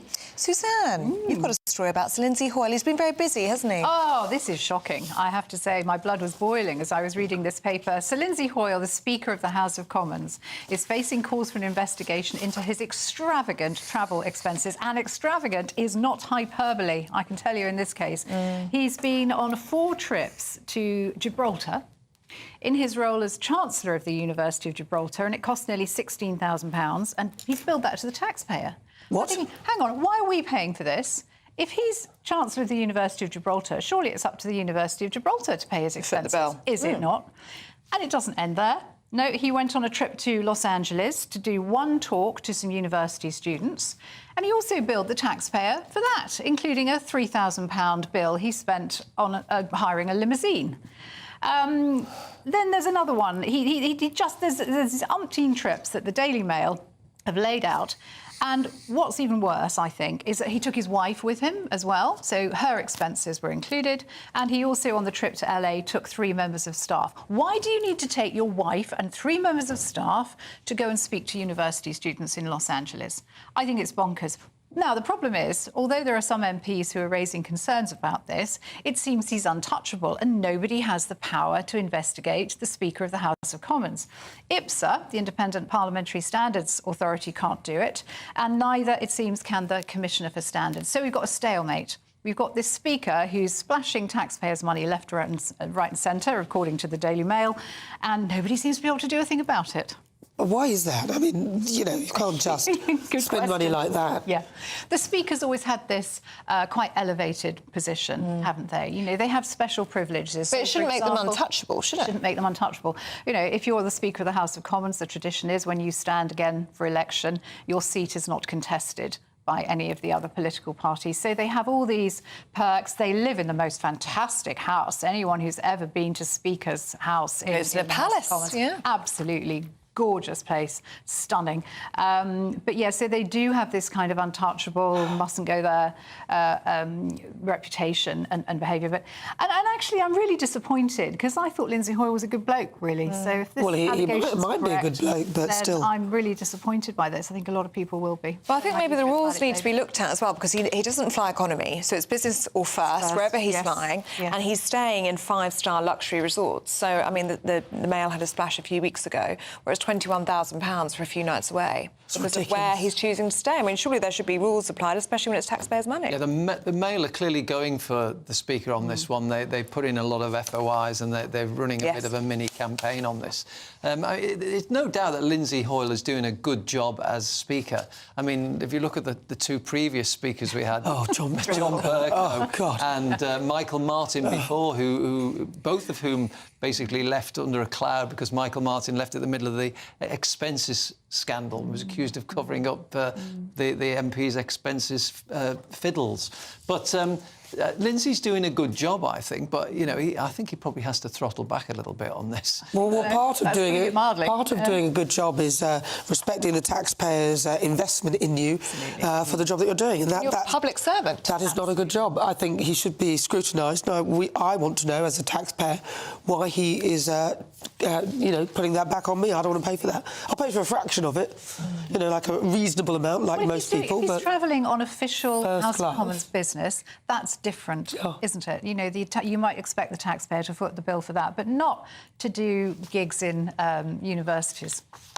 All right, what about this one then? The BBC racks up $1.33 million in the aftermath of the Hugh Edwards scandal. What's this about, David? This is in the Financial Times. We've done, again, some financial number crunching and found out that the BBC have racked up a bill of £1.3 million for the investigation and the reviews resulting of its own procedures resulting from the inquiry into Hugh Edwards, the newsreader. For viewers who've been living on a different planet for the past few years, he paid a young, vulnerable man for intimate pictures, and then police, when they investigated, discovered that he'd made indecent images of children, and he was given a 6-month suspended prison sentence.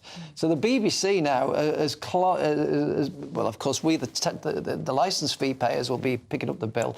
I think it says here that it's the equivalent, £1.3 million is the equivalent of a licence fee paid by 7,600 homes. And it goes to lawyers, to companies like Deloitte's and other things. And on top of this, you've got all this money going into the Tim Westwood investigation. That was another £3.5 million. And then now there's this inquiry going on about the use of a Hamas official's son to make this Gaza documentary. That cost $400,000, and Hugh Edwards still carried on being paid by them to the tune of £200,000, which they're trying to recoup from him. But obviously, he's not going to give it back, is he? No. £200,000. He's not going to give it back. Huge money. Suzanne, you've got a story about the BBC as well. There's lots of stuff about the BBC in the papers today. So, I'll run through a couple quickly in The Sun. So, first of all, the chairman, Samir Shah, has agreed that the BBC is biased and that it ignores the views of millions of viewers because it's out of touch with ordinary people, staffed by lefty liberals. He's admitted that, for instance, concerns about migration are not aired by the corporation. So, it'd be interesting to see whether it changes after these comments. I doubt it. But the other thing that I think is quite interesting is he's also calling for a change to the licence fee, not scrapping it, which would be my position, and going to a more sort of subscription-based service. No. He wants to make rich people, in quotes, because he doesn't say what rich is, but rich people pay more, so it costs less for poor people, and it should be collected, he suggests, alongside the council tax. So this is completely baffling to me. So he's basically suggesting, is he, that people who pay more council tax are richer just because they live in a bigger house, which might not be the case. They might not have disposable income. So I think this is most bizarre, really. Yeah, so it's BBC's out of touch, but we still want the licence fee and we want to charge certain people more, and it's got to be compulsory paid alongside your council tax. I think it's a good look, really. And all that money goes into investigations into BBC workers who have done wrong. Oh, no. I mean, imagine going around saying, I've got to pay the licence fee. What are you? I'm band C. Oh, I'm band F. You know, I mean, is that what's going to happen? Honestly. Strange. But they do need to reform the licence fee, that's for sure. What do you think it should be, like a streaming sort of fee? Well, I mean, a lot of people would think you pay as you go, like you do with other. If you want to watch the BBC, then that's fine, but pay for it. And I used to be a staunch defender of the BBC licence fee, but not anymore. I have changed my views. I do think public service broadcasting, like things such as the arts, classical music, and events which wouldn't otherwise be covered, high-quality drama, that sort of thing. We do need a way of funding that sort of stuff, because it would just go to the wall. And in that sense, and in that sense, David, with your arts, your culture, your drama, I mean, it's good value for money. Yes. If you think about the cost of Netflix compared to the annual fee for the BBC licence. But anyway, let us know what you think. You will have a view. gbnews.com/you'll say. We've got a very, very quick word, David, on Piers Brosnan. He's had a word, hasn't he, on who should be the next Bond? Yes, and it has to be a Brit, according to Piers Brosnan. I mean, I'm relieved that there will be another Bond anyway after watching that 2021 film, No Time to Die. And he did, apparently. Yes. Well, according to this, not. There's going to be a new Bond. We just don't know who it'll be. Suzanne, David, thank you very much. Stay with us. Loads more still to come. Let's get an update with your weather with Catherine Chalk. A chilly start will give way to a lovely, warm afternoon. Boxed heat pumps, sponsors of weather on GB News. Good morning. Welcome to your GB News weather update from the Met Office. Well, we've got a colder week ahead, especially compared to last week. Sunny spells, scattered showers with the return of some overnight frost. So we've got a band of rain across northern parts of Scotland into northern England. This is a cold front introducing colder air behind it. Across much of England and Wales, it is going to be a little bit cloudier than recent days, with perhaps some outbreaks of rain across the south coast. But there'll be some brighter interludes in between, with murky conditions along the eastern coast. But across the south, still, temperatures not doing too bad, 13 to 15 degrees. But in the north, that's where we'll see the change to colder conditions, so a colder day to come. Now, as we go through Monday evening, it's a case of clear spells across Scotland with some showers, especially across eastern areas, and turning much colder once that sun dips away. Cloudier skies across Northern Ireland and into northern parts of England with some patchy outbreaks of rain. That's gradually going to sink its way southwards and through into Monday around 6 p.m, still seeing some outbreaks of rain across the far southwest. So as we go through Monday night and into Tuesday, clearer skies developing across Scotland, Northern Ireland, Northern England, with cloudier skies further towards the south of that. There'll be some frequent showers as well down the east coast, some of these a little bit wintry, but we will see the return of frost. So a colder start to Tuesday morning, especially across the northern half of the UK. So as we go through Tuesday morning, then it is a case of some bright skies, especially across the north, but cloud will gradually clear its way southwards, so turning drier across southern parts of England with some occasional sunny spells, but frequent showers across eastern areas. Some of these are still wintry, and for all of us, temperatures are falling closer to average at around 6 to 10 degrees. Bye-bye. A nice bright morning will generate a lovely warm day, right through to the evening. Boxed Solar, sponsors of weather on GB News. The latest GB News travel. Good morning, I'm Russell Holding. In Perth and Kinross, the A9 is partly blocked northbound by a fallen tree after the A924 at Pit Lockery. Buses replaced trains between Stranraer and Ayr because of a signalling problem. The M62 in Cheshire is partly blocked eastbound between junctions 10 and 11 from the M6 Croft interchange to Birchwood, causing delays. The M69 in Leicestershire is closed each way between junction 1, the A5 Hinckley and Nuneaton turn, and the M1 near Leicester for an investigation. There are long delays on approaches to there. On the M25 in Buckinghamshire, there are long delays delays anti-clockwise towards St Pass Junction 16 for the M40 after an accident. Train services are suspended between Reading and Basingstoke, where overnight engineering works have overrun. On the M26 in Kent, there are westbound queues approaching the M25 because of roadworks. The M271 in Hampshire is partly blocked northbound by an accident between Junction 1 in Southampton and the M27 causing queues. You can stay up to date throughout the day by visiting our website, gbnews.com. We want to spruce up your spring with an incredible £17,777 in tax-free cash that you can spend however you like. But that's not all, as you'll also receive not one, but 2 brand new designer watches and a fabulous Mulberry handbag. For a chance to win the cash, 2 watches and a designer bag, text cash to 63232. One entry costs £2 plus 1 standard network rate message, or text bonus to 63232. 5 entries cost £5 plus 1 standard network rate message. Go to gbnews.com/win. Entries start from just £2. Call 0903 681 3232. Calls cost £2 plus your network access charge, or post your name and number to GB12 PO Box 8690 Derby DE1 9TT. UK only. Entrants must be 18 or over. Lines close at 6 p.m. on the 4th of April. Please check the closing time if listening or watching on demand. Good luck. Good Afternoon Britain isn't just about us. The wonderful thing about this programme is it's about everyone watching. It's an interactive programme. Well, there absolutely is something to see here, and we're going to be talking about it more. Whether it's breaking royal news, Will, please bring us up to date. Or indeed a particularly punchy speech in the House of Commons. Very, very curious. We bring it to you live, and then we bring you live reaction as well. That's Good Afternoon Britain, weekdays from midday. Only on GB News, the People's Channel, Britain's news channel. Join me, Camilla Tominey, for a frank and honest discussion with those in power that cuts through the spin and gets to the heart of the issues shaping our nation.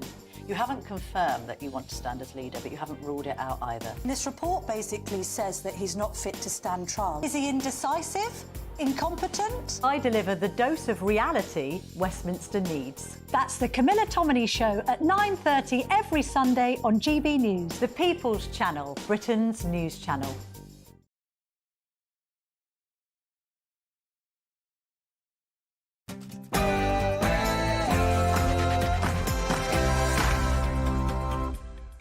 Good morning. Donald Trump claims Ukraine may not survive the war.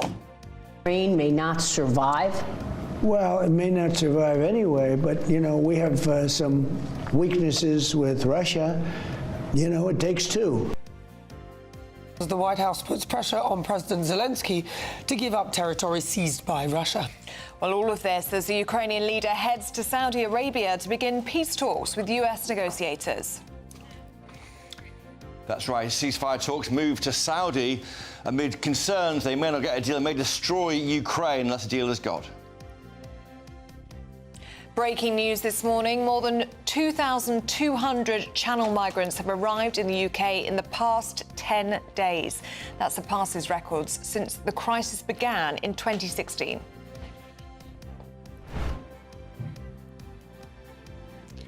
Well, 2 small boats made it to the UK early this morning. A 3rd small boat has just arrived in UK waters, and as we speak, the occupants of that boat are being transferred onto a Border Force vessel for the now familiar process of taking them to Dover Harbour. Well, it comes as calls grow on the whereabouts of the small boat migrant who called for the death of all Jews. The Home Office can't confirm whether he's been arrested. Former Bank of England Governor Mark Carney wins the race to replace Justin Trudeau as Canadian Prime Minister, as both leaders take a swipe at President Trump amid increasing tensions. And make no mistake, this is a nation-defining moment. And Canada never, ever will be part of America in any way, shape, or form. Particular favourites. It is Upside Down by Diana Ross. The King takes to the airwaves as he releases a podcast today celebrating music, marking Commonwealth Day. He pledges to restore the disrupted harmony of our entire planet. I'm here outside Westminster Abbey, where the King and Queen and the Prince and Princess of Wales will arrive later today for the Commonwealth Day ceremony. 56 nations, part of the Commonwealth. Together we thrive, that's the theme. We'll be bringing you the latest. Hello. After a very mild week last week, it's going to be a colder week ahead. I'll have all of the details coming up shortly. It's just gone 9 o'clock. I'm Ellie Costello. I'm Nana Acquia, and this is GB News Breakfast.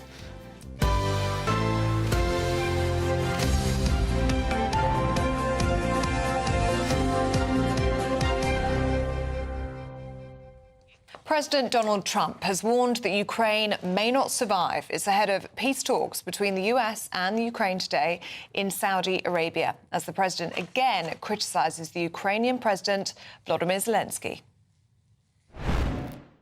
Are you comfortable with that? The fact that you walked away and Ukraine may not survive? Well, it may not survive anyway, but he's a smart guy, and he's a tough guy. And he took money out of this country under Biden like candy from a baby. It was so easy, with that same attitude. And I just don't think he's grateful. It comes as tensions between the US and Canada continue to wither. Former Bank of England Governor Mark Carney has won a party election to be the new Prime Minister of Canada. Well, he'll take over from Justin Trudeau and lead the Liberal Party following Justin Trudeau's resignation in January. There's someone who's trying to weaken our economy.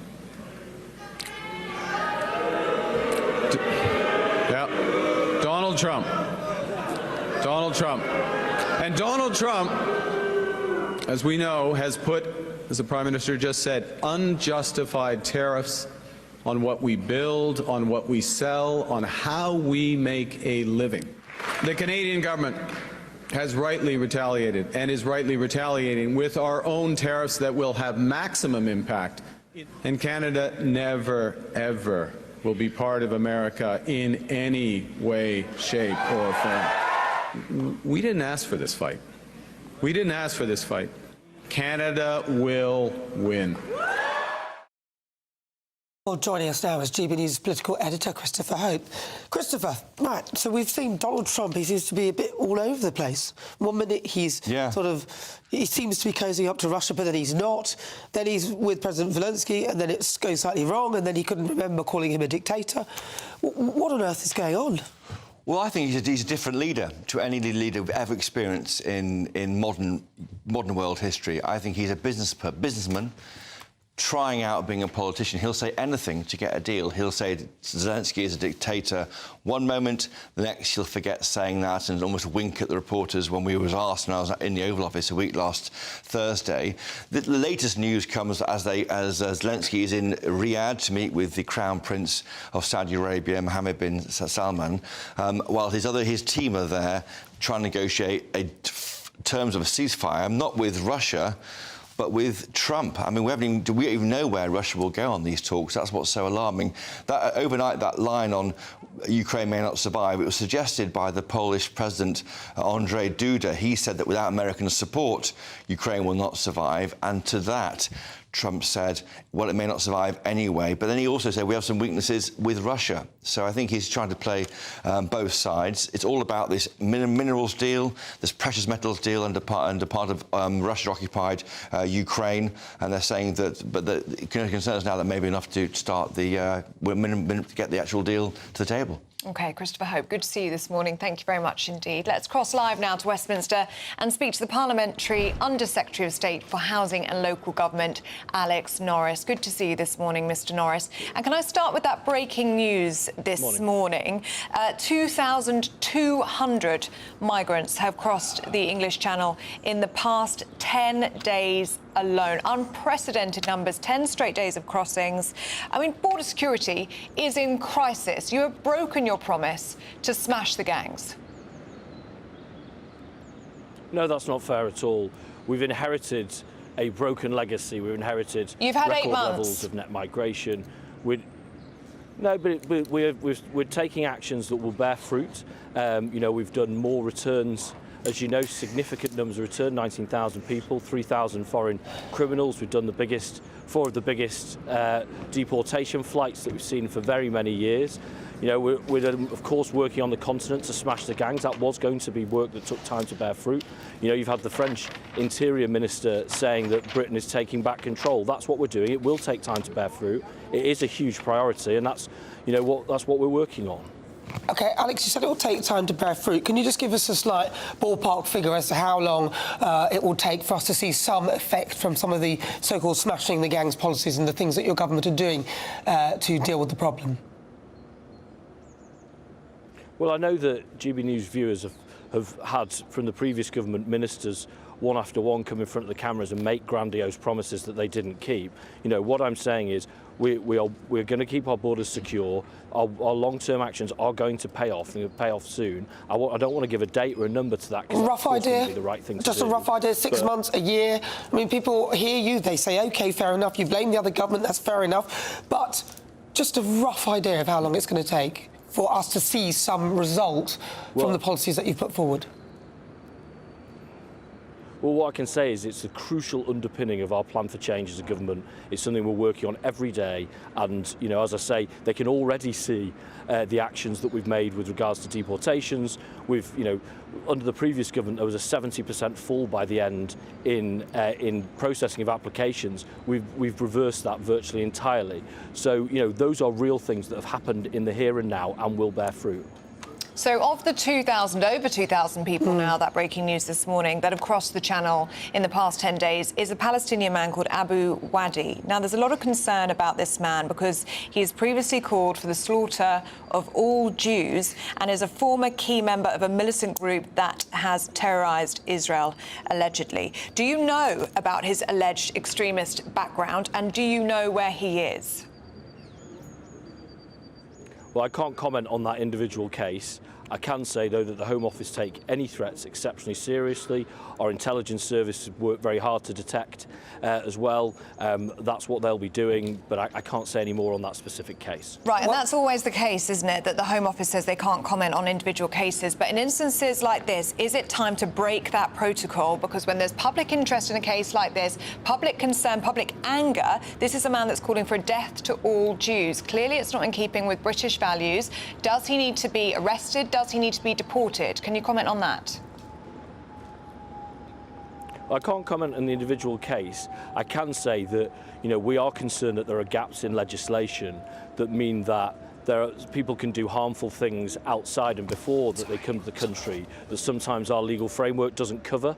So we're looking at how we can use our Borders Bill, which is going through Parliament at the moment, in order to close that loophole. So, but that fundamental principle, I know people, you know, want to know that we're keeping them safe. That fundamental principle is that is the top priority. So of course we are. And where there is changes needed, we'll make those changes. Alex, do you know where he is? That's what we're asking. He's currently streaming things live on online. I don't know whether you've seen any of it. But do you actually know where he is? Does the government know where Abu Wadi is? Well, as you'd expect, just as we don't share intelligence on the news, it's not shared automatically across government. It's not. But that's just a yes or a no. I mean, you can say yes or no to that. Yeah. You could say yes or no, and then that would be it. Well, I don't see what. But I'm afraid I won't be saying that. OK. All right. Well, should we move on to some of the planning? Should we talk about some of the planning that you're dealing with? Because you are tightening the laws, but you're making it easier, actually, for people for developers to build and all those sort of things. I'm just wondering, what are the main real problems for planning? Have you spoken to any of the planners as to why permission isn't granted for certain things? What's the main reason? Yeah, I mean, we have the building of 1.5 million homes as an absolute anchor of our plan for change. So we talk to, as you'd expect, everybody in industry about how to change that. One of the themes that comes back is the need to slimline the planning process. That's why we've made the changes that we've made to the policy framework. That's why we're making the changes we're announcing today. I think viewers would be surprised that more than 24 organisations can put a blocker on development. Sorry, I'm just losing my ear here. Can put a blocker on development, And it leads to this extraordinary case in Bradford where multiple years on, nearly 140 flats that could have been built haven't been built because there's a disagreement between Sports England and the developer over the speed of cricket balls. That is clearly not a planning system that works. That's why we're slimlining it in order to make sure it is. There are protections, of course, through that framework for, for sports fields. That's enough. It doesn't need this extra check. OK, Alex Norris, we're out of time with you this morning, I'm afraid, but thank you so much for your time. Thanks for having me. There was one other question I had from... I know, we never get enough time. Because what he's saying is, I mean, I wanted to know, because the real problem, actually, is developers holding brownfield sites. So that is why they're not building so much on things, because the developers are holding onto these sites for years. And I'm wanting to know whether they're going to address that, because that is where a lot of the land has been held, not because councillors and people are saying, we don't want pylons next door. It's actually they've got lots of land, but the developers are holding on to it. Now, let's have a look at that breaking news this morning. At least 150 migrants have crossed the Channel illegally this morning alone, in an unprecedented 10th day of small boat crossings. So that takes the total who have crossed since the 1st of March to more than 2,200. Well, a third small boat is currently in the Channel and making steady progress towards British waters. Well, joining us now, GB News Home and Security Editor Mark White. Mark, what more can you tell us? Well, we can confirm that that third small boat did, as expected, make it to UK waters. Those on board have been taken on board a Border Force vessel and is now, as is now routine, that Border Force vessel is heading for Dover Harbour to the Border Force Processing Centre there with those that they've taken off that small boat. So that will take the number well in excess of 150 again for today. It's taking it close to 2,300 since the 1st of March, the past 10 days, an unprecedented 10th straight day of arrivals at this time of year. And the reason it's so unusual is because of the weather at this time of the year. We expect it to be stormy in the channels. And although, it's been a bit better weather-wise, it's still not been ideal. The conditions have still been tricky. But I think what this shows us is that there is no sort of let-up in the number of migrants out there and people smugglers willing to push them across the channel, even though this smash the gangs policy has been in place for some 8 months now. It doesn't seem to be having any discernible effect on the numbers trying to cross the channel. Big questions about who is crossing the channel as well, Mark. Great concern about this man, Abu Wadi. What can you tell us about him? Well, Abu Wadi, as far as we can tell, is in the UK now. He's been streaming on his social media site from his hotel room. So if he is under arrest by the authorities, clearly he's not been taken to any kind of custody centre. He's still got his mobile phone there and able to stream. You heard that from the government spokesman. They are not willing to comment on individuals, except to say that, of course, the security services are always monitoring on individuals who could pose a potential threat. But it may be that in the coming hours and days that we do get some kind of an acknowledgement from authorities that this person has been taken into custody, because there are exceptional circumstances here. There's a great deal of concern that someone who it's alleged has made some very serious threats against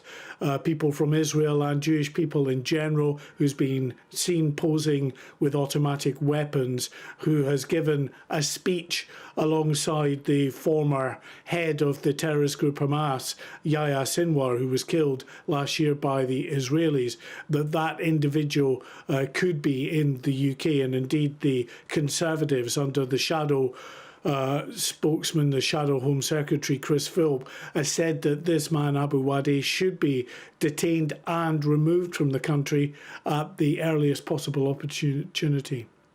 Mark White, thank you very much. He's our Home and Security Editor here at GB News. GB News.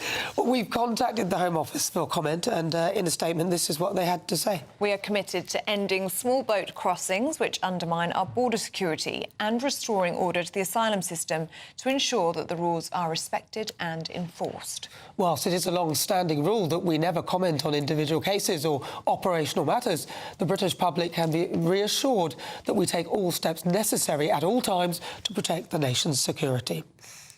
Now, do stay with us. Still to come, it is Commonwealth Day today, and the King has a new podcast. We're going to be showing you a bit of that next.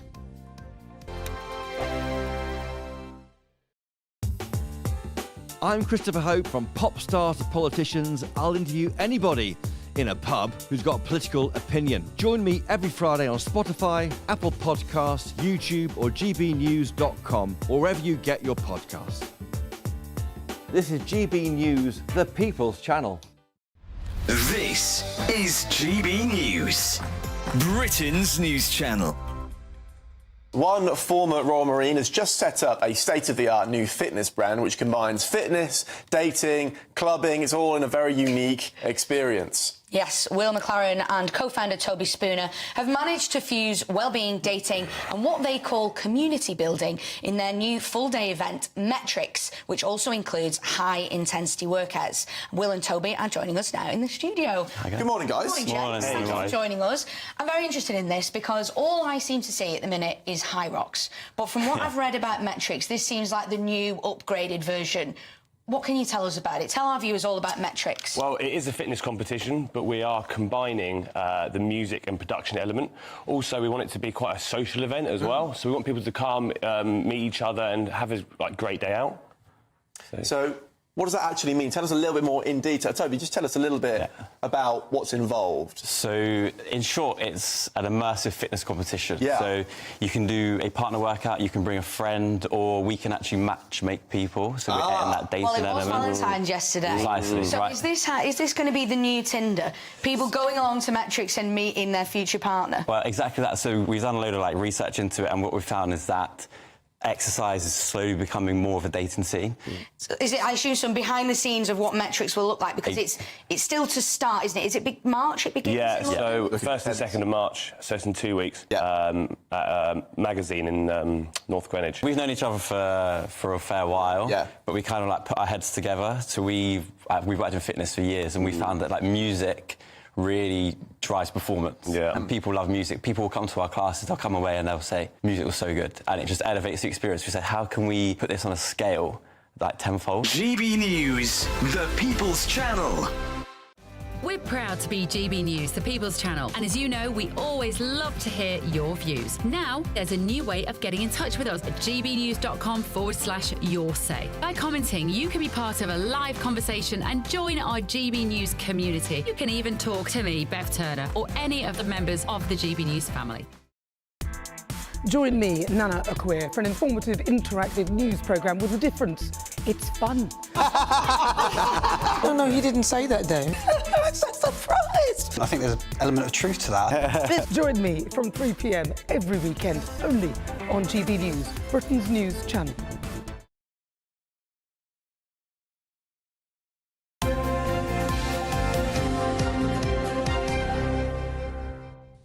Welcome back. You're watching GB News Breakfast with Nana and Ellie. Now, we want to make your spring spectacular, don't we? In our latest Great British giveaway, you've got a chance to win £17,777 exactly in tax-free cash. But that's not all, is it, Nana? Yes, you'll also win 2 sought-after designer watches and a designer bag.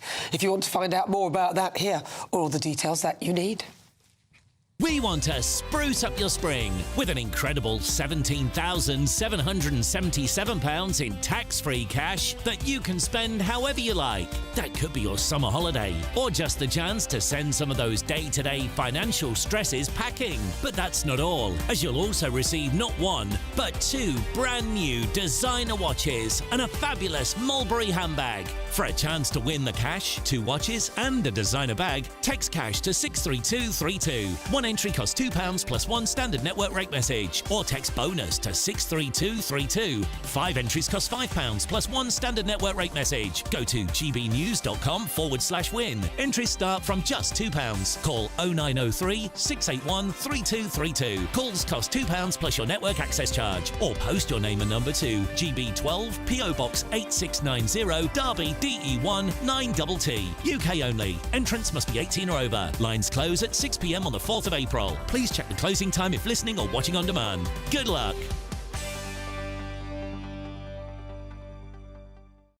Yes, best of luck to you. Now, it's Commonwealth Day today. Let's go straight to our reporter, Adam Cherry, who joins us live from Westminster Abbey, where there will be a special service later. Morning, Adam. Good morning. Yeah, the ceremony kicks off later today in the afternoon. Of course, the King and Queen will be here alongside the Prince and Princess of Wales, other senior royals and the Prime Minister.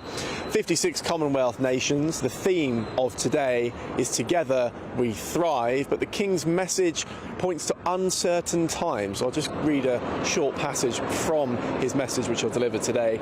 In these uncertain times, where it is all too easy to believe that our differences are problems instead of a source of strength and an opportunity for learning, the Commonwealth's remarkable collection of nations and peoples come together in the spirit of support and, crucially, friendship. Now, of course, Canada is a Commonwealth nation, and across the pond there's a bit of a rift between Canada and the US, with Donald Trump imposing or set to impose tariffs on Canada, causing a lot of trouble. And the question is the King going to reference that in his speech today? Is the White House watching? The Prime Minister has offered a state visit on behalf of the King to the President of the United States. It'll be interesting to see if that comes up in any form today. Very interesting. Adam Cherry, thank you very much. It's lovely, isn't it? Commonwealth Day. Yeah, it'd be lovely. Now, Britain's Newsroom is coming up at 9:30. Andrew Pearce is here to tell us all about it. Morning, Andrew. Good morning. Very good to see you. You've had a busy weekend, haven't you? Yes. Yes. Who would have thought the straightforward interview I did in the Daily Mail on Thursday with Rupert Lowe would have triggered what some people are saying is a civil war in reform? He questioned Nigel's... I don't think he was overtly critical. He questioned Nigel's leadership style, whether he was too autocratic, whether he called him a messianic figure, but do those qualities necessarily translate into strong leadership and being a Prime Minister? Well, we know how Reform reacted, and of course, mysteriously, it just transpires that Reform the next day announced that they've then brought in a KC to investigate allegations of bullying, which he denies, and also the chairman of Reform has called in the police, unheard of in my view, over allegations that he threatened violence. So we're talking to Ben Habib, who used to be Deputy Leader of Reform, at the top of the programme, because he quit in November. I wonder why. Don't miss that. Thank you very much, Andrew. I'm back at 6 o'clock tomorrow morning, and thank you, Nana, for your company today. It's been a pleasure. It's been lovely. Enjoyed the day.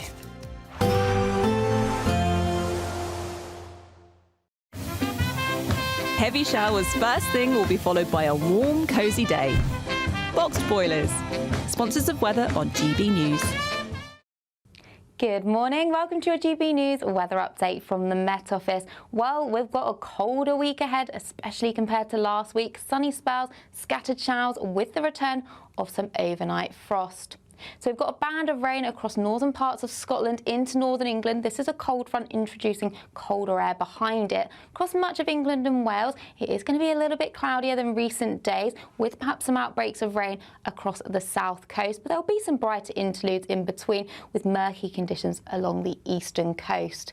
But across the south, still, temperatures not doing too bad, 13 to 15 degrees. But in the north, that's where we'll see the change to colder conditions, so a colder day to come. Now, as we go through Monday evening, it's a case of clear spells across Scotland with some showers, especially across eastern areas, and turning much colder once that sun dips away. Cloudier skies across Northern Ireland and into northern parts of England with some patchy outbreaks of rain. That's gradually going to sink its way southwards and through into Monday around 6 p.m, still seeing some outbreaks of rain across the far southwest. So as we go through Monday night and into Tuesday, clearer skies developing across Scotland, Northern Ireland, Northern England, with cloudier skies further towards the south of that. There'll be some frequent showers as well down the east coast, some of these a little bit wintry, but we will see the return of frost. So a colder start to Tuesday morning, especially across the northern half of the UK. So as we go through Tuesday morning, then it is a case of some bright skies, especially across the north, but cloud will gradually clear its way southwards, so turning drier across southern parts of England with some occasional sunny spells, but frequent showers across eastern areas. Some of these are still wintry.